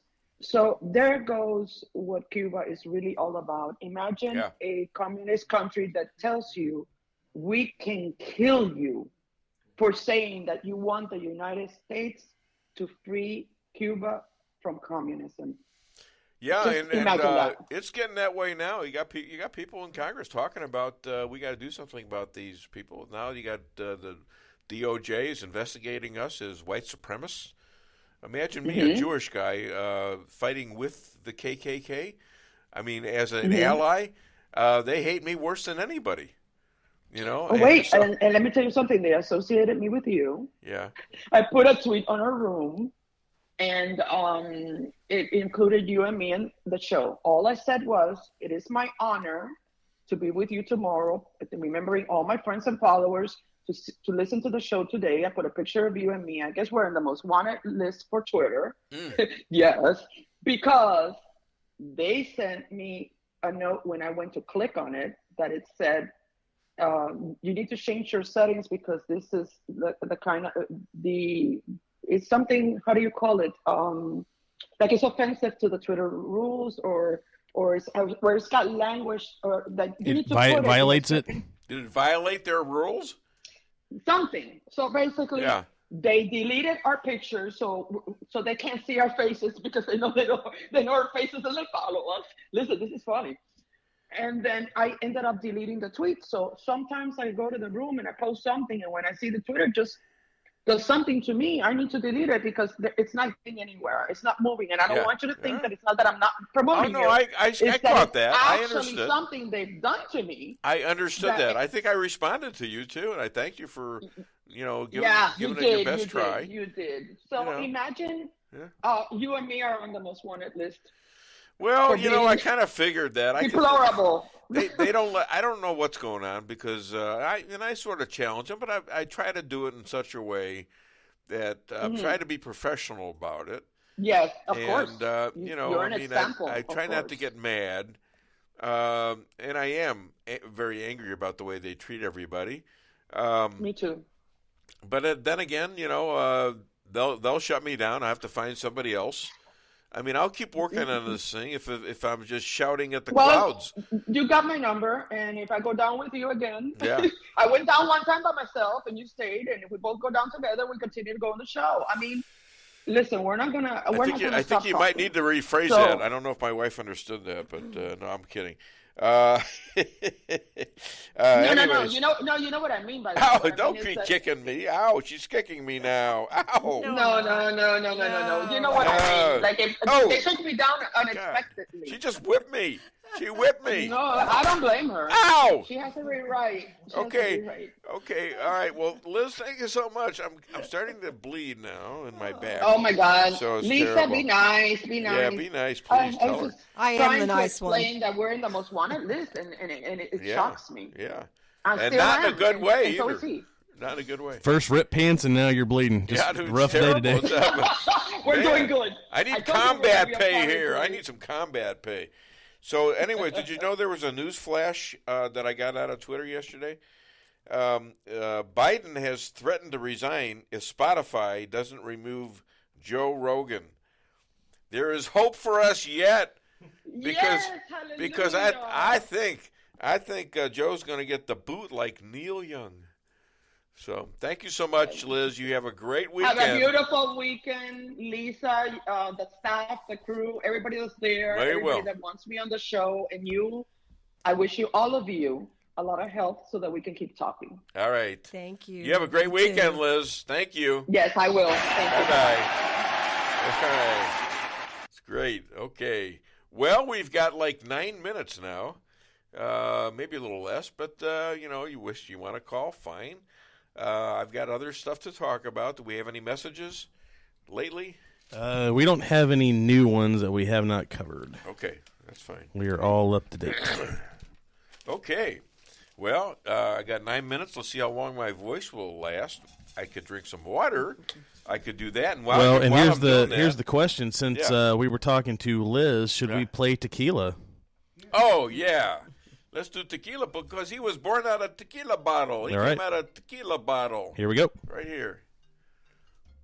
Tequila can help ease you out of your shyness and let you tell the world that you're ready and willing to do just about anything. You'll notice the benefits of tequila almost immediately. And with a regimen of regular doses, you can overcome any obstacles that prevent you from living the life you want to live. Shyness and awkwardness will be a thing of the past, and you'll discover many talents you never knew you had. Stop hiding and start living with tequila. Tequila may not be right for everyone. Women who are pregnant or nursing should not use tequila. However, women who wouldn't mind nursing or becoming pregnant are encouraged to try it. Side effects may include dizziness, nausea, vomiting, incarceration, erotic lustfulness, loss of motor control, loss of clothing, loss of money, loss of virginity, delusions of grandeur, table dancing, headache, dehydration, dry mouth, and a desire to sing karaoke and play all-night rounds of strip poker, truth or dare, and naked twister. Warning, the consumption of alcohol may make you think you're whispering when you're not. Is a major factor in dancing like a retard. May cause you to tell your friends over and over again that you're in love with them. Also may cause you to think you can sing. Alcohol may lead you to believe that ex-lovers are really dying for you to telephone them at 4 in the morning. Alcohol may make you think you can logically converse with members of the opposite sex without spitting. It may create the illusion that you are tougher, smarter, faster, and better looking than most people. And it may lead you to think people are laughing with you. Alcohol may cause pregnancy. And it also may be a major factor in getting your ass kicked. So what are you waiting for? Stop hiding and start living with tequila.